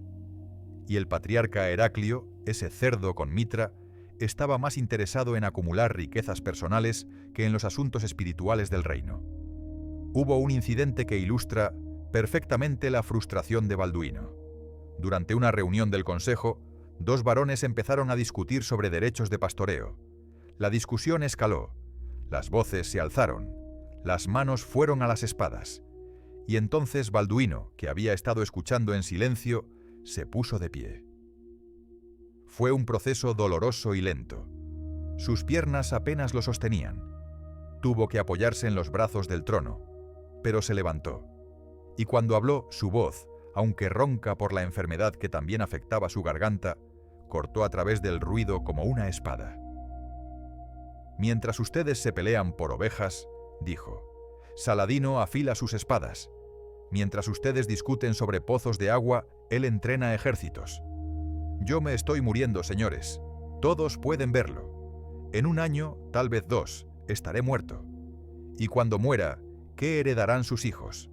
¿Un reino unido que pueda resistir la tormenta que se avecina? ¿O un nido de víboras que se devoran entre sí mientras los musulmanes marchan sobre Jerusalén? El silencio fue absoluto. Los varones miraron al suelo, avergonzados. Ver a ese joven desfigurado, claramente sufriendo, claramente muriendo, pero todavía más preocupado por el reino que por su propio dolor, era una acusación viviente contra su mezquindad. Pero las palabras, por poderosas que fueran, no podían cambiar la naturaleza humana. En cuanto Balduino dejó la sala, ayudado por sus sirvientes, las conspiraciones y disputas continuaron.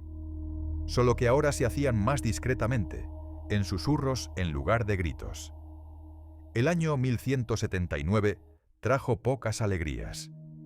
La tregua se mantenía, técnicamente, pero había constantes violaciones menores. Bandidos que resultaban ser soldados musulmanes disfrazados. Caravanas cristianas que desaparecían misteriosamente en territorio neutral. Pozos envenenados. Cosechas quemadas.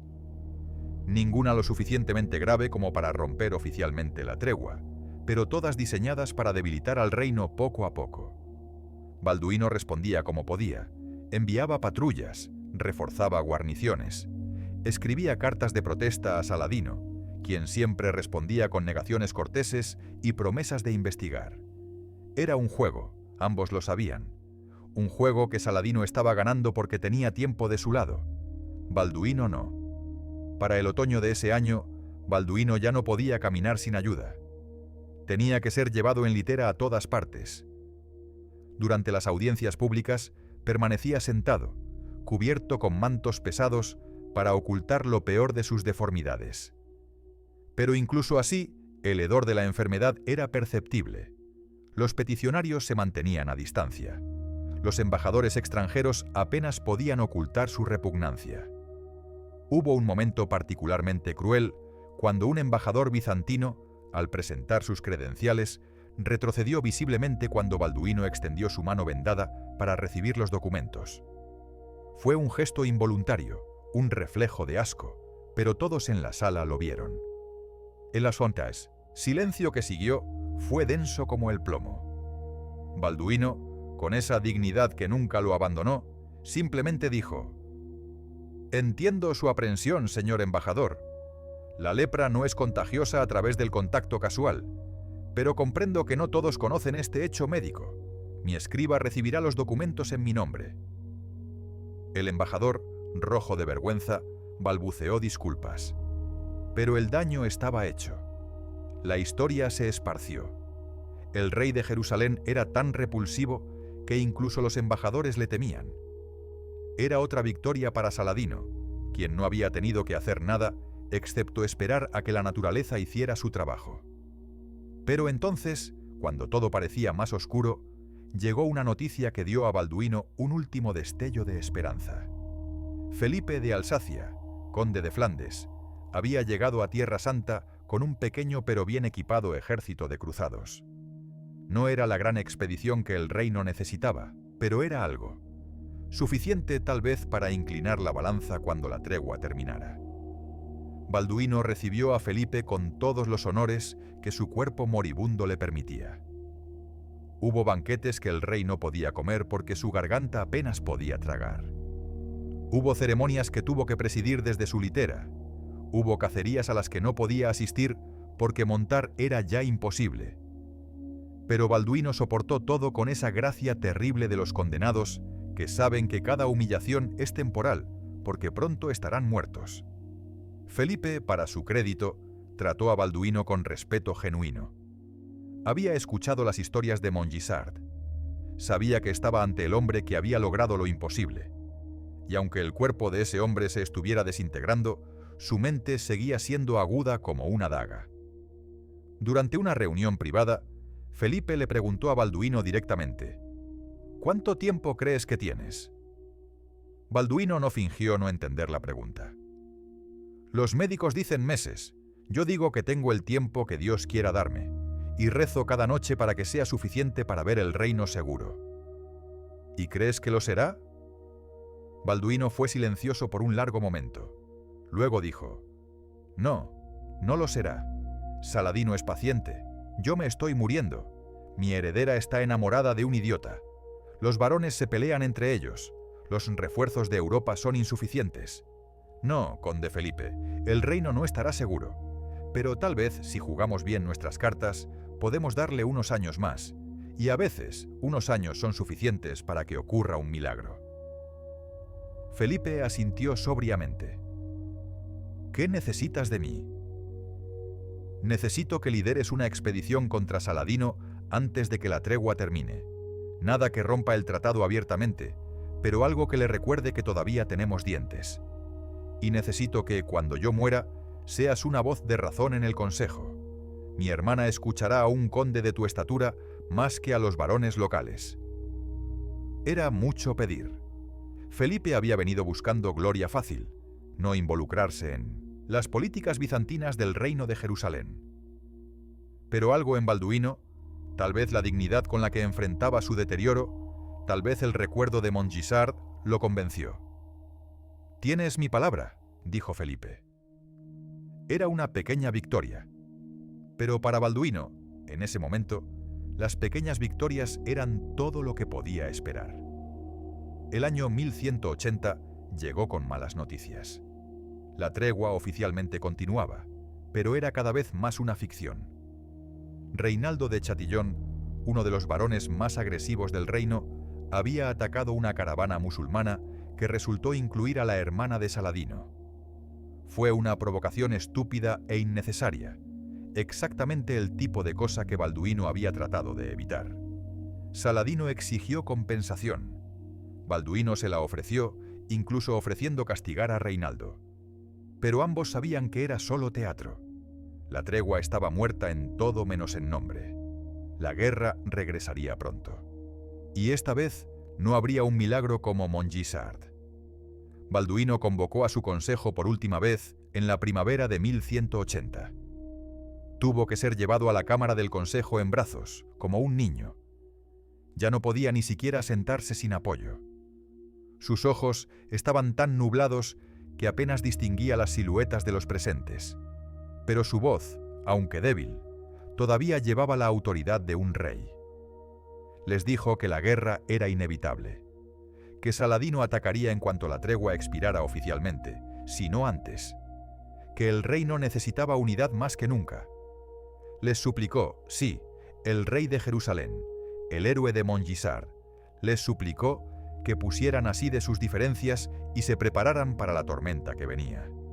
Algunos lloraron al escucharlo, otros asintieron solemnemente, todos prometieron hacer lo que pedía, y todos, en sus corazones, sabían que en cuanto Balduino muriera, esas promesas se romperían como cristal. La última aparición pública de Balduino fue en la Pascua de ese año. Insistió en presidir la misa en la iglesia del Santo Sepulcro, el lugar más sagrado de la cristiandad. Tuvo que ser llevado en una litera especial, cubierto casi completamente para ocultar su deformidad.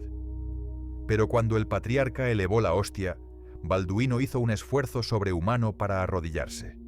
Sus sirvientes lo ayudaron, sosteniéndolo mientras sus piernas inútiles se doblaban. Y allí, en el lugar donde según la tradición Cristo había resucitado, Balduino IV de Jerusalén, el rey leproso, el héroe de Montgisard, rezó por última vez en público. Los que estaban cerca dicen que murmuraba algo una y otra vez. No era el Padre Nuestro, no era el credo, era algo más personal, más desesperado. Era: un poco más de tiempo, Señor, solo un poco más de tiempo. Pero Dios, si estaba escuchando, tenía otros planes. Para el verano de 1180, Balduino ya no podía dejar su cama. La lepra había avanzado tanto que ya no era reconocible como humano. Era un bulto de carne supurante y vendajes, mantenido vivo solo por pura fuerza de voluntad. Los médicos le daban láudano para el dolor, pero él lo rechazaba la mayoría de las veces. Necesitaba mantener su mente clara, decía. Todavía tenía trabajo que hacer. Dictaba cartas desde su lecho de muerte. Instrucciones para los comandantes de las fortalezas, consejos para su hermana, advertencias sobre Saladino, súplicas a los reyes de Europa. Su escriba, el único además de sus sirvientes más cercanos que podía soportar estar en la habitación por el hedor, escribía mientras las lágrimas corrían por su rostro. Y entonces, una mañana de septiembre, Balduino pidió algo inusual. Pidió que le trajeran un espejo. Sus sirvientes dudaron. Hacía más de un año que Balduino no se veía a sí mismo. ¿Para qué querría hacerlo ahora, cuando la enfermedad había completado su obra destructiva? Pero el rey insistió. Y le trajeron un espejo de plata pulida. Lo que Balduino vio en ese espejo, nunca lo sabremos. Su rostro ya no tenía expresiones legibles, pero sostuvo el espejo por un largo rato, mirando lo que quedaba de sí mismo. Y luego, con voz clara, dijo: «Así es como luce la gloria». Balduino IV de Jerusalén murió el 16 de marzo del año 1185. Tenía 24 años. Había reinado durante 11 años, 8 de ellos mientras su cuerpo se descomponía lentamente. Y cuando finalmente exhaló su último aliento en esa habitación que olía a muerte y mirra, los que estaban presentes juraron que sonrió. No una mueca de dolor, no un espasmo involuntario, una sonrisa genuina, como si al final hubiera visto algo que le dio paz.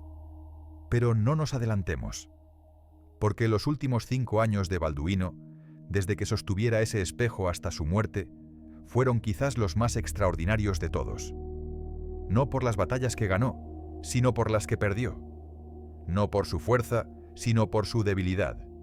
No por su gloria, sino por su agonía interminable que se convirtió en la metáfora perfecta del reino que gobernaba. En el otoño de 1180, cuando quedó claro que Balduino ya no podía gobernar efectivamente desde su lecho de muerte, se tomó una decisión sin precedentes. Balduino abdicaría, pero no completamente. Permanecería como rey nominal, mientras su sobrino, Balduino V, un niño de apenas 5 años, sería coronado como correy.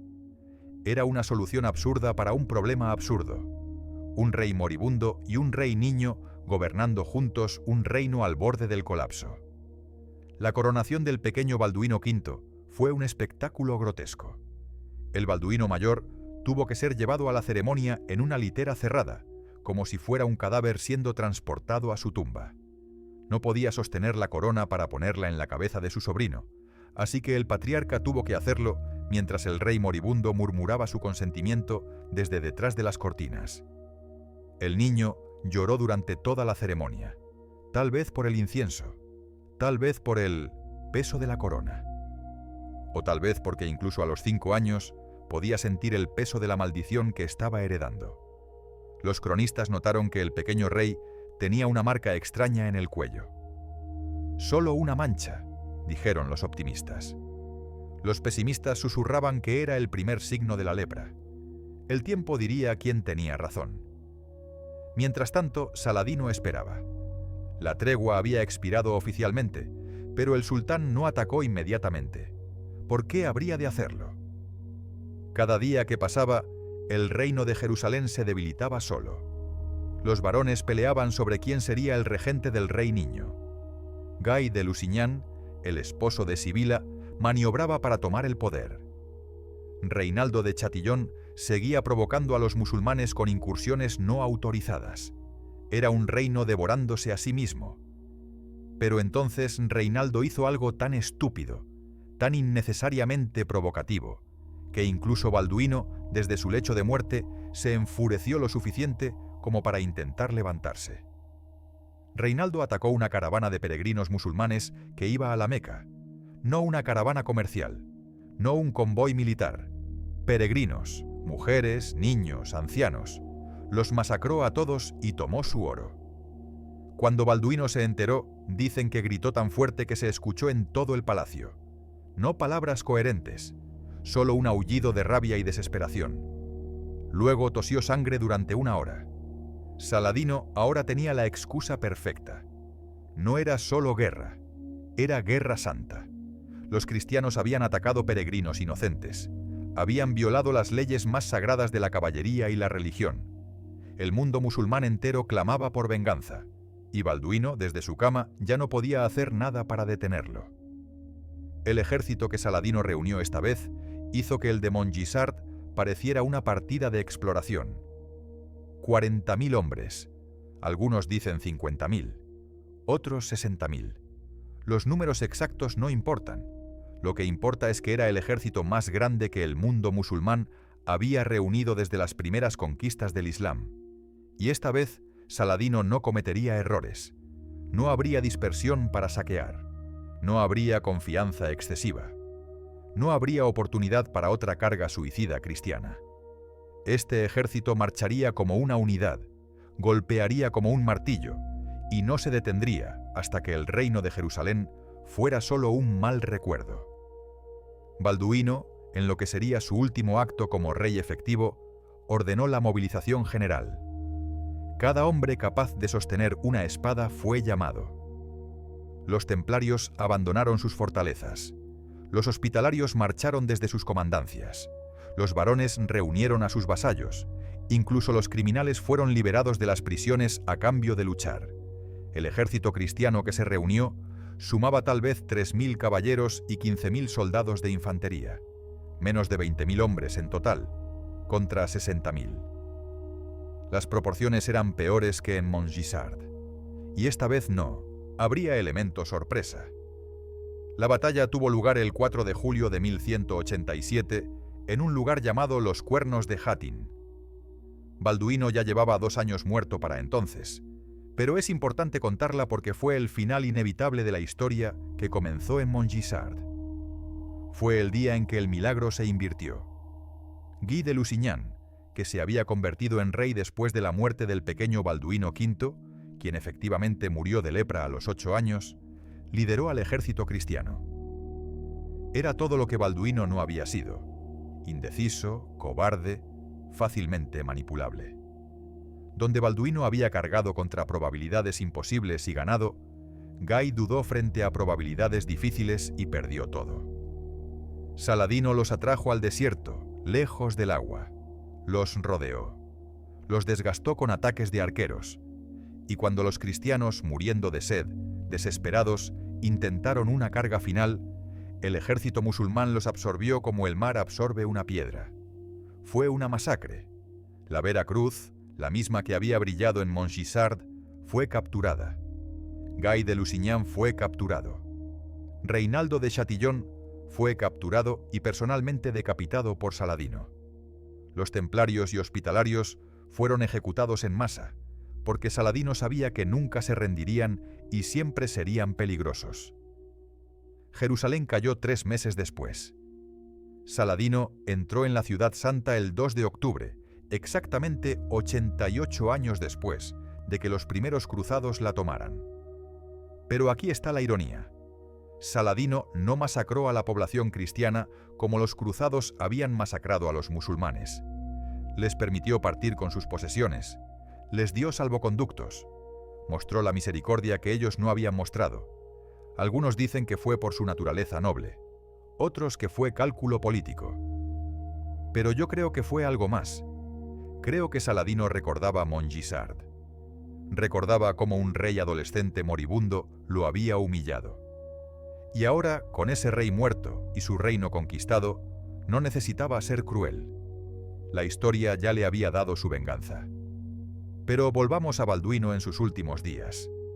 Porque aunque no vivió para ver la caída de su reino, la predijo con precisión aterradora. En el invierno de 1184, cuando ya era claro que le quedaban solo meses de vida, Balduino dictó una carta que nunca fue enviada. Fue encontrada entre sus papeles después de su muerte. Era para Saladino, decía: al sultán de Egipto y Siria, Saladino el Magnífico, de Balduino, el que pronto no será nada. Sé que tomarás Jerusalén.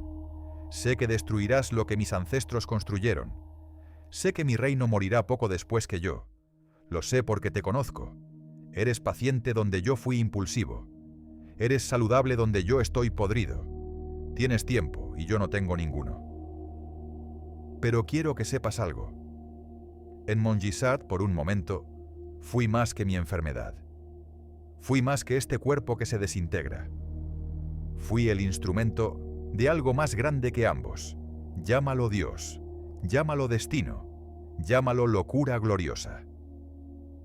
Por un día, un rey leproso y 500 hombres desesperados te derrotaron. Y aunque tomes Jerusalén, aunque borres mi reino del mapa, aunque mi nombre sea olvidado, ese día existió. Ese día fue real.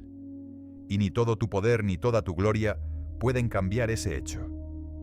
Morirás viejo y victorioso. Yo moriré joven y derrotado. Pero ambos moriremos. Y cuando estemos ante nuestros respectivos dioses, ambos tendremos que responder la misma pregunta: ¿valió la pena? Tú dirás que sí porque ganaste. Yo diré que sí porque luché. Y tal vez, en el gran esquema de la eternidad, ambas respuestas sean correctas. Que tu Alá te conceda la victoria que mi Cristo me negó.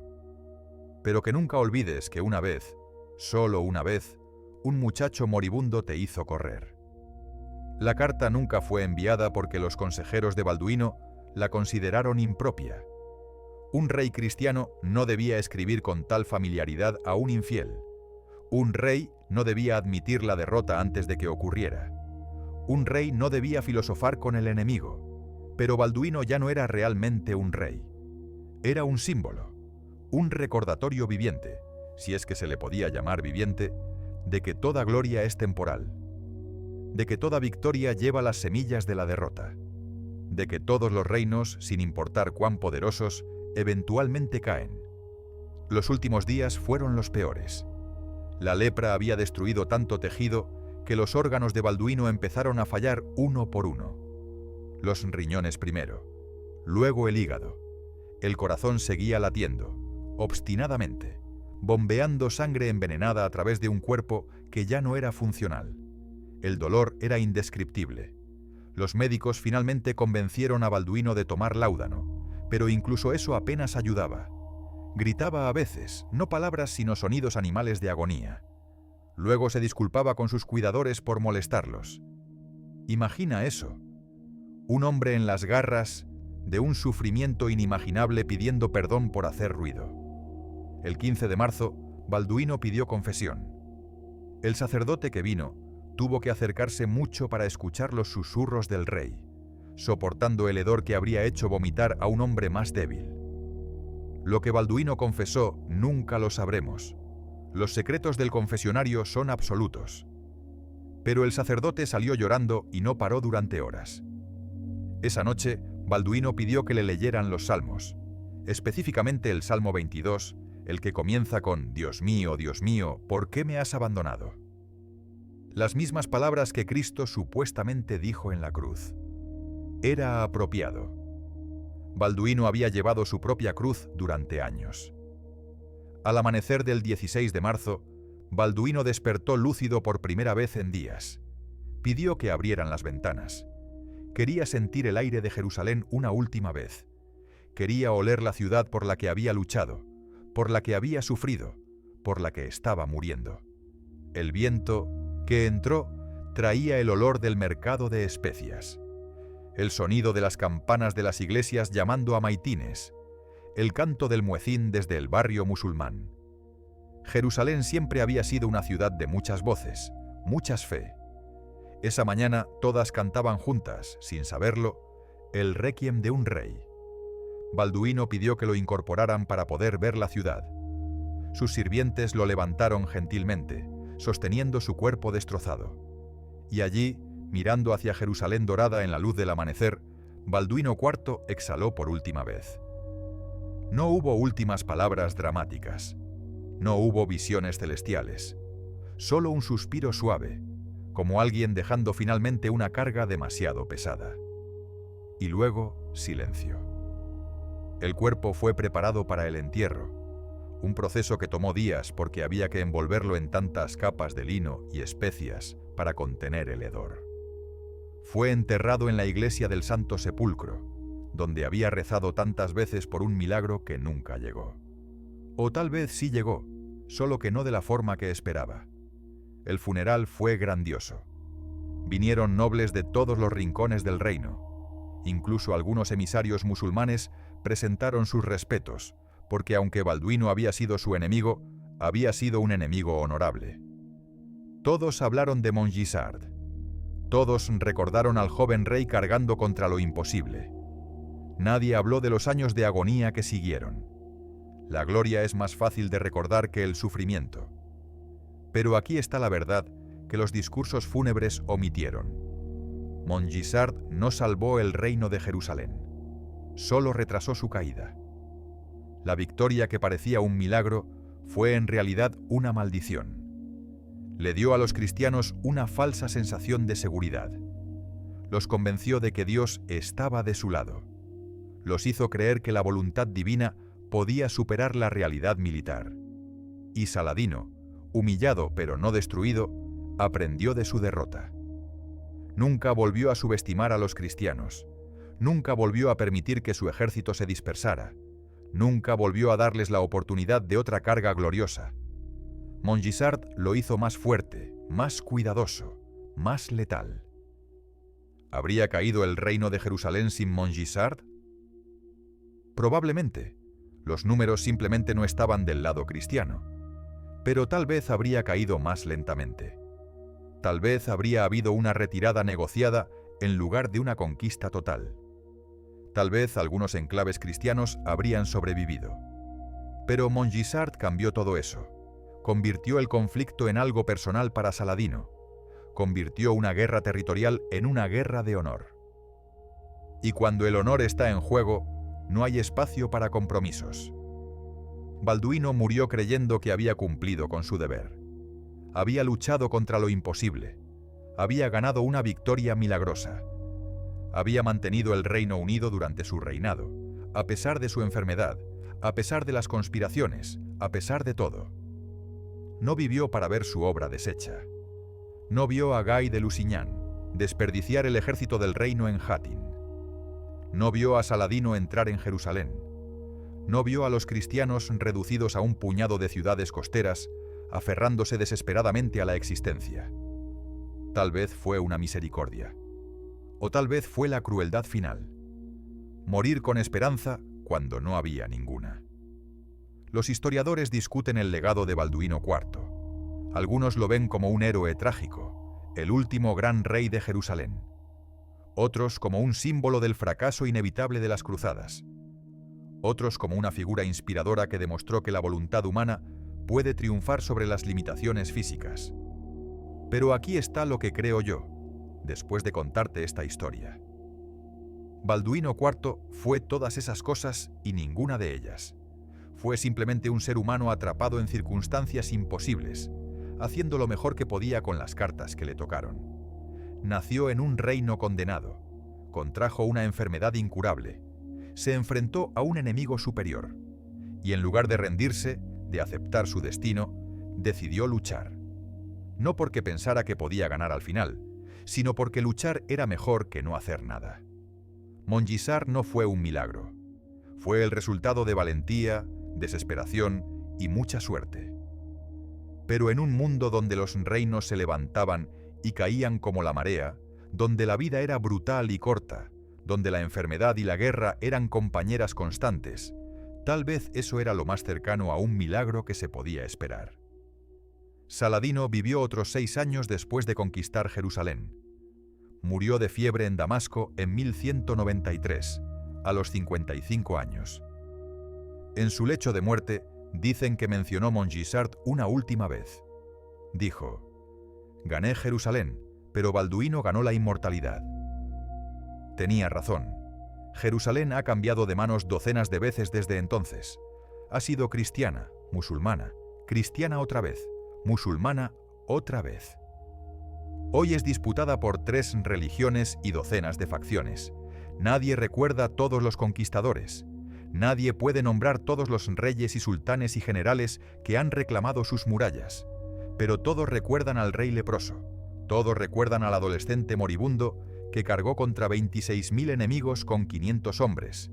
Todos recuerdan Montgisard. ¿Por qué?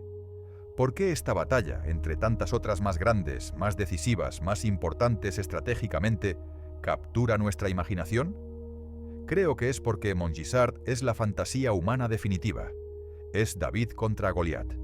Es el débil derrotando al fuerte. Es la prueba de que a veces, solo a veces, el universo se inclina del lado del desvalido. Pero también es un recordatorio de que las victorias milagrosas tienen un precio, que la gloria tiene un costo, que incluso los héroes más grandes terminan como Balduino, quebrados, sufriendo, muriendo lentamente, mientras el mundo que intentaron salvar se desmorona de todos modos. Y tal vez esa es la verdadera lección de Montgisard. No que los milagros suceden, sino que incluso cuando suceden, no son suficientes. No que Dios interviene en los asuntos humanos, sino que incluso si lo hace, su ayuda es temporal. No que la voluntad puede superar cualquier obstáculo, sino que algunos obstáculos te destruyen incluso cuando los superas.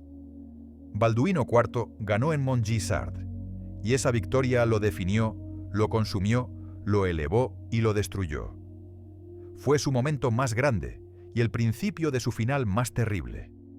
Fue prueba de que era más que su enfermedad y recordatorio de que su enfermedad siempre ganaría al final. Y esa, amigos míos, es la ironía más cruel de todas, que nuestros mayores triunfos contienen las semillas de nuestras mayores tragedias, que el momento en que tocamos la gloria es el momento en que empezamos a caer, que todos somos, en cierto sentido, reyes leprosos, luchando batallas que no podemos ganar definitivamente, muriendo lentamente mientras pretendemos que la victoria significa algo. Montgisard sucedió. 500 hombres realmente derrotaron a 26.000. Un rey adolescente moribundo realmente humilló al comandante más grande de su era. Fue real, fue histórico, fue extraordinario. Y no cambió absolutamente nada. El reino de Jerusalén cayó. Los cruzados fueron expulsados. Saladino ganó. La lepra mató a Balduino. El tiempo borró casi todo excepto la memoria de un día imposible en el que lo imposible sucedió. Y tal vez eso es suficiente. Tal vez el punto no es cambiar el mundo. Tal vez el punto es simplemente demostrar que, por un momento, fuimos más grandes que nuestras limitaciones. Que por un día fuimos legendarios. Que por una batalla fuimos inmortales. Balduino IV murió a los 24 años, después de 11 años de reinado y toda una vida de sufrimiento. Pero en Montgisard, por 2 horas, fue invencible. Y en la gran contabilidad del universo, tal vez esas 2 horas valen más que los imperios que duran siglos, pero no dejan ninguna historia que valga la pena contar. Así que la próxima vez que enfrentes probabilidades imposibles, la próxima vez que el mundo parezca alineado en tu contra, la próxima vez que tu cuerpo o tu mente o tu espíritu parezcan a punto de romperse, recuerda a un rey leproso que no podía sostener las riendas de su caballo, pero que aún así cabalgó hacia la gloria. Recuerda que 500 hombres derrotaron a 26.000. Recuerda que a veces, solo a veces, lo imposible sucede. Y recuerda también que ganar una batalla no es ganar la guerra, que la gloria es efímera, que todos los reinos caen, que todos los reyes mueren, y que al final lo único que queda son las historias que contamos sobre los momentos en que fuimos más de lo que deberíamos haber sido. Esta es la historia de la batalla de Montgisard. Esta es la historia de cuando 500 caballeros aplastaron a 26.000 musulmanes. Esta es la historia de la batalla que salvó a Europa, aunque solo fuera por un momento. Y esta es la historia de Mintostim Balduino IV, el rey leproso de Jerusalén, que ganó lo imposible y perdió todo lo demás.